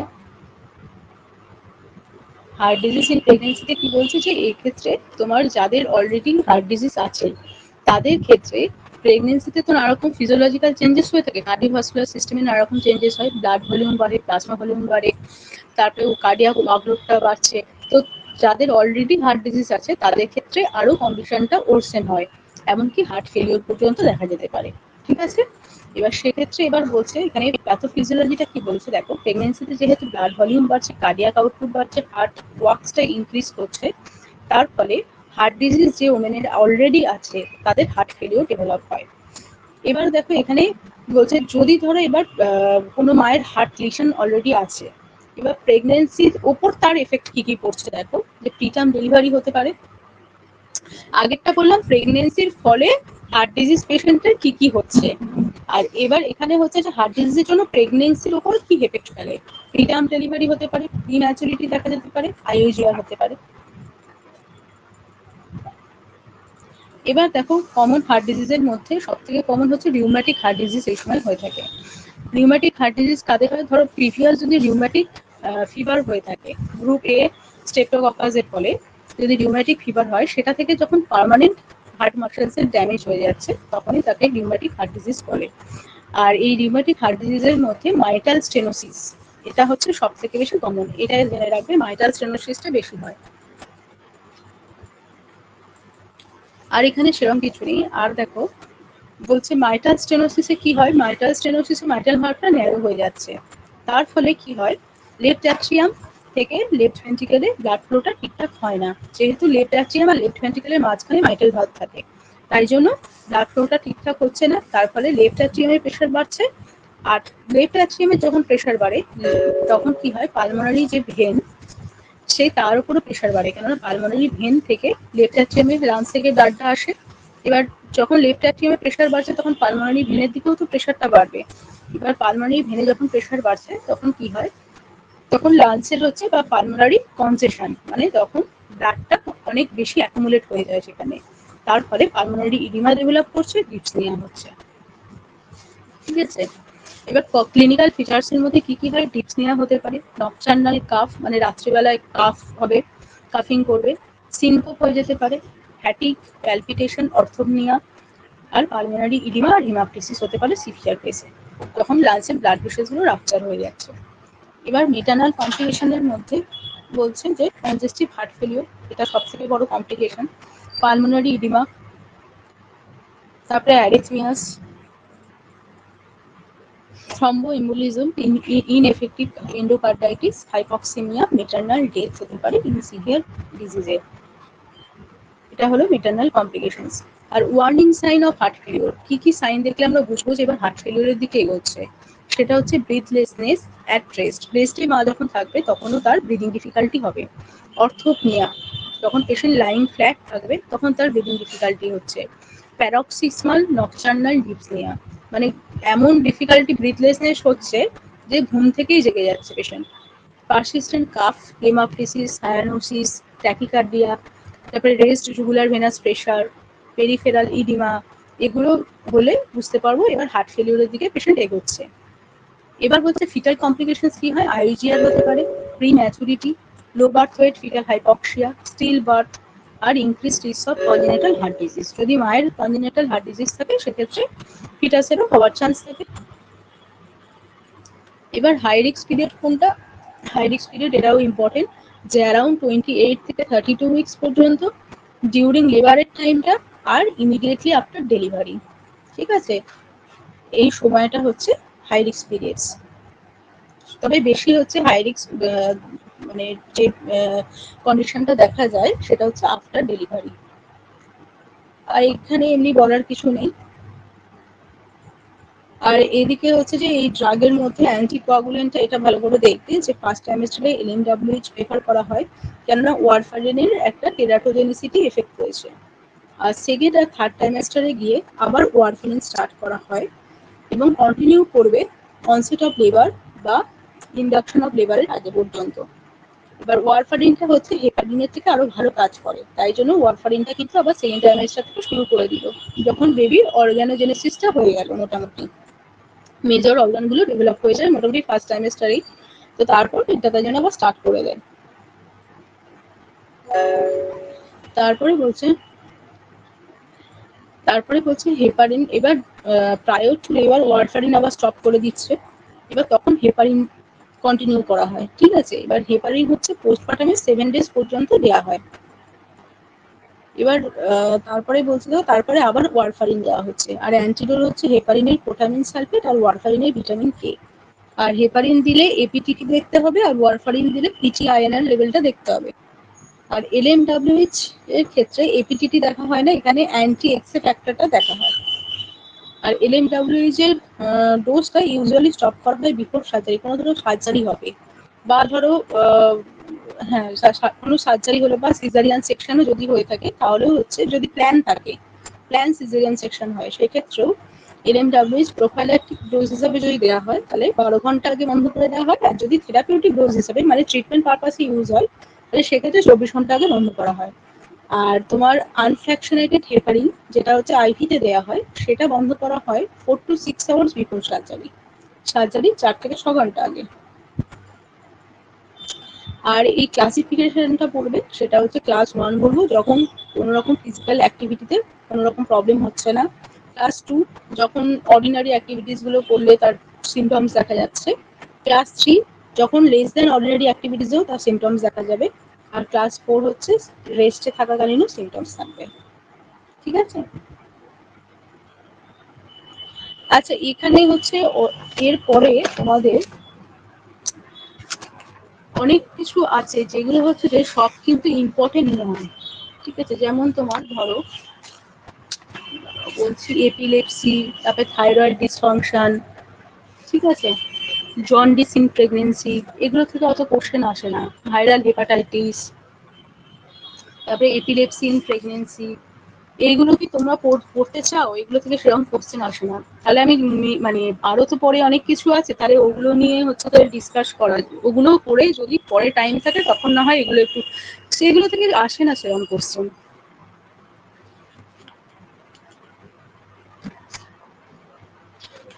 না, অন্য কোনো টপিক পড়াবো না, একটু শর্ট কোশ্চেন ডিসকাস করবো। তোমরা কি এইগুলো হচ্ছে যে পড়বে কি বলো? Jaundice in pregnancy, viral hepatitis, তারপরে epilepsy in pregnancy, thyroid disorder, এগুলো থেকে সেরকম কোশ্চেন আসে না। তাহলে আমি ইম্পর্টেন্ট পার্টগুলো নিয়ে তাহলে হচ্ছে ডিসকাশনে চলে যাবো এরপরে। ঠিক আছে?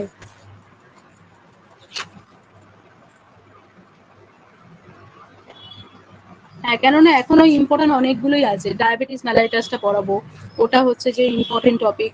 তারপরে তোমার হচ্ছে প্রিটার্ম লেবার, তারপরে তোমার আইইউজিআর আছে, তারপরে নিউবর্নের কিছু কেস আছে, ওগুলো পড়তে হবে।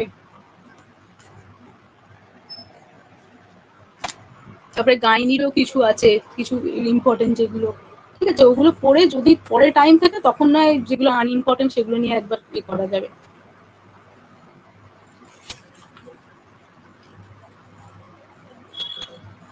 ঠিক আছে,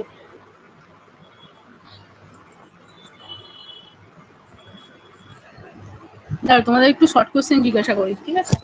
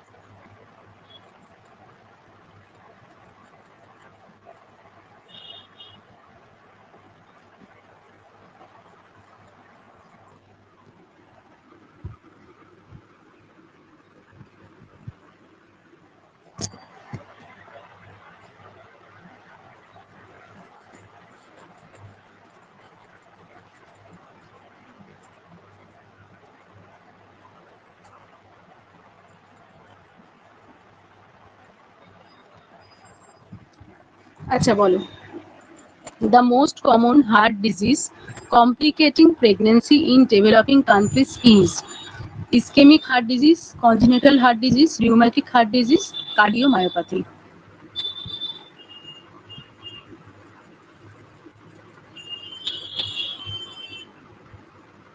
হ্যাঁ, option C rheumatic heart disease বললাম তো, সব থেকে কমন রিউম্যাটিক হার্ট ডিজিজ দেখা যায়। Rheumatic heart disease, mitral stenosis, ঠিক আছে। তারপরে দেখো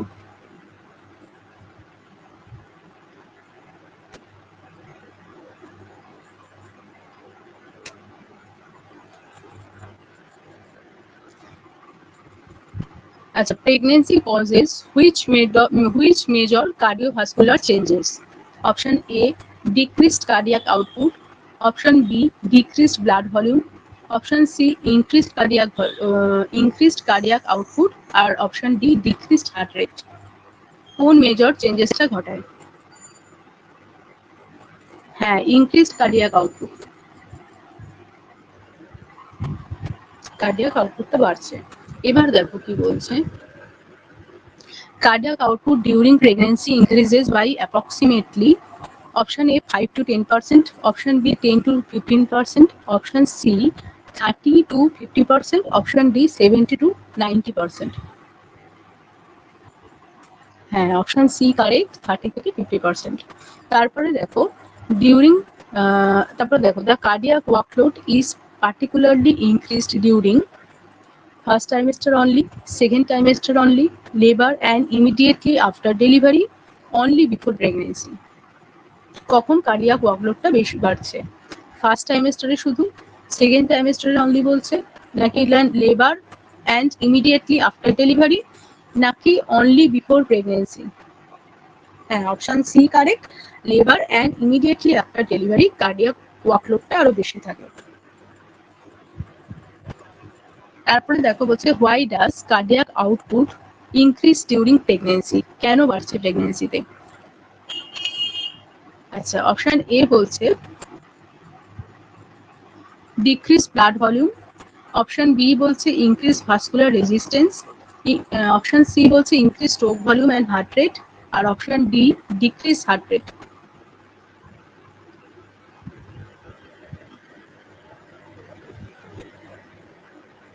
না, এখানে ভাস্কুলার রেজিস্ট্যান্স কমই বলেছি, ডিক্রিজ হয়। এখানে কারেক্ট আনসার হচ্ছে, না আমি মুখে বলছি, শোনো, কোশ্চেনগুলো রেডি করা নেই। আচ্ছা, increase stroke volume and heart rate, ঠিক আছে। বলছে why does cardiac output increases during pregnancy? কেন কার্ডিয়াক আউটপুট ইনক্রিজেস হচ্ছে ডিউরিং প্রেগনেন্সিতে? আনসার হচ্ছে স্ট্রোক ভলিউমটা যেহেতু বাড়ছে এবং হার্ট রেট বাড়ছে, সেজন্য কার্ডিয়াক আউটপুটটাও বাড়ছে। হ্যাঁ, increase stroke volume and heart rate. এবার বলছে a pregnant woman with heart disease is most vulnerable to cardiac failure during first trimester, second trimester, late pregnancy, labour and early postpartum period, আর option D বলছে only at 12 weeks. কখন vulnerable থাকে cardiac ফেলিওরের জন্য? হ্যাঁ, option C correct, late pregnancy, labour and early postpartum পিরিয়ডে বেশি vulnerable to develop cardiac failure, ঠিক আছে। নেক্সট দেখো, which symptoms is most suggestive of cardiac disease rather than normal pregnancy? কোন সিমটমসটা সাজেস্ট করছে যে কার্ডিয়াক ডিজিজ আছে? Mild ankle edema, mild fatigue, paroxysmal nocturnal dyspnea, mild increase in heart rate. Option C paroxysmal nocturnal dyspnea. আচ্ছা, orthopnea means difficulty swallowing, difficulty breathing when lying flat, difficulty walking, difficulty urinating. Option B correct, difficulty breathing when lying flat. তারপরে বলছে a pregnant woman with heart disease develop severe dyspnea. The most appropriate position is option A supine, option B Trendelenburg, option C semi Fowler's বা Fowler position, option D prone position. হ্যাঁ, semi Fowler বা Fowler position দিতে হবে। তারপরে দেখো which is a warning sign of heart failure in pregnancy? Warning sign কোনটা? Mild nausea, persistent dyspnea at rest, increased appetite, mild urinary frequency.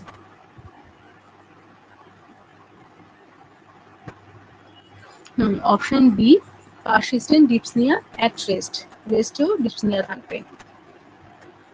আচ্ছা, which findings suggest pulmonary edema? Dry skin, crackles on lung auscultation, bradycardia only, increased bowel sound. হ্যাঁ, যখন মানে pulmonary oedema develop হয় তখন crackle sound পাওয়া যায়। Stethoscope দিয়ে শুনলে ক্র্যাকেল সাউন্ড পাওয়া যাবে, ঠিক আছে? ফ্লুইড থাকলে ক্র্যাকেল সাউন্ড মনে রাখবে। আচ্ছা, তারপরে বলো, the most common valvular lesion associated with rheumatic heart disease is aortic regurgitation, pulmonary stenosis, mitral stenosis, tricuspid regurgitation. Mitral stenosis. আচ্ছা, এবার বলো, why mitral stenosis dangerous during pregnancy? Option A বলছে it causes severe bradycardia. Option B increased blood volume, increases pressure across the narrowed mitral valve. Option C বলছে it decreases blood volume. Option D it causes hypoglycemia.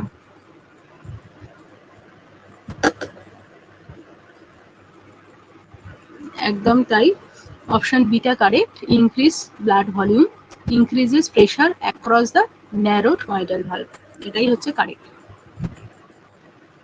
তারপরে দেখো, major complications of severe mitral stenosis in pregnancy is, option A বলছে renal failure, option B pulmonary edema, option C hypoglycaemia, option D polyhydramnios. Pulmonary oedema.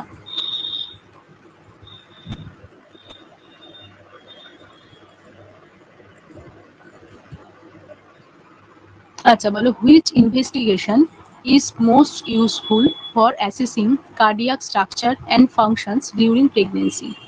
Option A CT scan, option B echocardiography, option C abdominal X-ray, option D mammography. হ্যাঁ, echocardiography.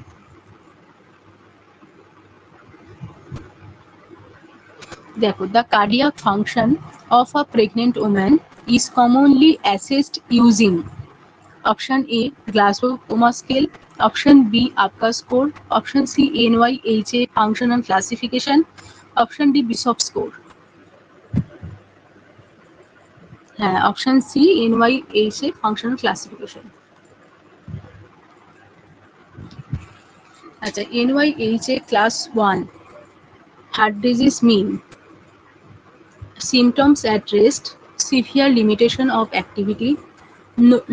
তারপরে option C বলছে no limitation of ordinary physical activity, আর option D বলছে symptoms with minimal activity. Option C correct, no limitation of ordinary physical activity.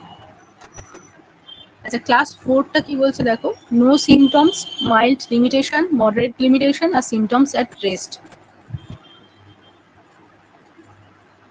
হ্যাঁ বলো, কি question করবে বলো। হ্যাঁ, এখানে option D correct, symptoms at rest, রেস্টেও সিমটমস দেখা যাবে। আচ্ছা, এবার বলছে হুইচ NYHA ক্লাস, ঠিক আছে তাহলে এন্ড করছি তাহলে।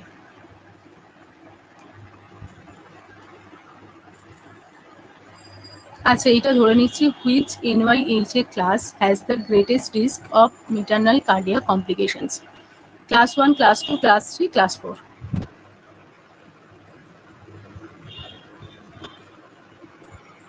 বলো, which NYHA class has the greatest risk of maternal cardiac complication? Class 1, class 2, class 3, class 4. হ্যাঁ, অপশন ডি ক্লাস 4টা হচ্ছে সবথেকে বেশি রিস্ক আছে কার্ডিয়াক কমপ্লিকেশনের।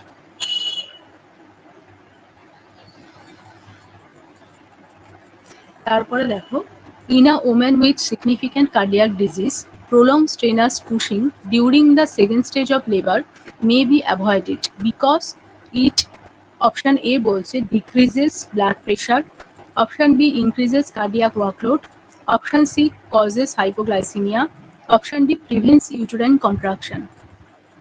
বলছে এখানে স্টেনাস পুশিং করা যাবে না অনেকক্ষণ ধরে, সেকেন্ড স্টেজ অফ লেবারে পুশিংটা অ্যাভয়েড করতে বলছে। কেন?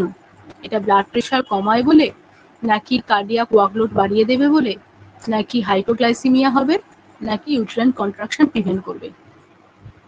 অপশন বিটা হচ্ছে কারেক্ট, কার্ডিয়াক ওয়ার্কলোডটা আরো বেড়ে যাবে, পুশিং করলে আরো হার্টের দিকে ব্লাডটা চলে যাবে, সেই জন্য কার্ডিয়াক ওয়ার্কলোডটা বেড়ে যাবে।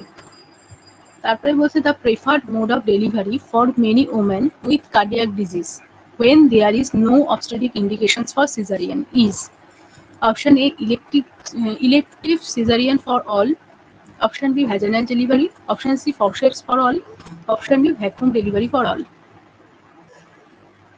Vaginal delivery. তাহলে যখন কোনো অবস্টেটিক কোনো ইন্ডিকেশন নেই ফর সিজারিয়ান সেকশন তখন ভ্যাজাইনাল ডেলিভারি করা হয়। During labour which measure can help reduce maternal cardiac overload? Option A বলছে excessive IV fluid, option B adequate pain relief, option C prolong pushing, option D severe dehydration.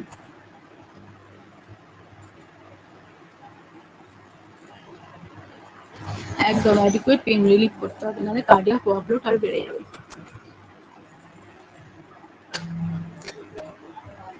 আচ্ছা, তারপরে হচ্ছে why is the postmortem period dangerous for women with heart disease? Option A blood volume suddenly disappear, option B auto transfusions from the contracting uterus increases venous return, option C heart rate always become zero, আর option D plasma volume immediately decreases to normal. হ্যাঁ, option B হচ্ছে correct, auto transfusions from the contracting uterus increases venous return. ঠিক আছে, সেই জন্য post-mortem পিরিয়ডটা বেশি dangerous.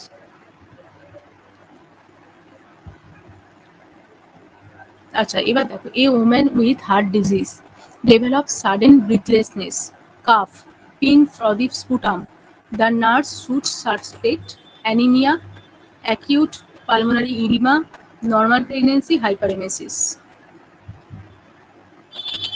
যদি sudden ব্রিথলেসনেস থাকে, কাফ থাকে, পিঙ্ক ফ্রদি স্পুটাম হয়, তাহলে নার্স কি সাসপেক্ট করবে? অ্যানিমিয়া আছে, অ্যাকিউট পালমোনারি ইডিমা ডেভেলপ হয়েছে, না নর্মাল প্রেগনেন্সি, না হাইপারেমেসিস? হ্যাঁ, অপশন বি হচ্ছে correct, acute pulmonary oedema. Which anticoagulant is generally preferred when anticoagulation is required during pregnancy because it does not cross the placenta? বলছে warfarin, heparin, aspirin at high dose, আর clopidogrel. Heparin. ঠিক আছে, heparin. তারপরে বলছে the laboratory test commonly use to monitor unfractionated heparin therapy is INR, PT only, APTT, bleeding time. হেপারিনে কোনটা দেখে? APTT দেখে। ঠিক আছে, আমি এবার তাহলে এন্ড করে দিচ্ছি, তোমাদের ক্লাস আছে। এন্ড করছি, গুড নাইট।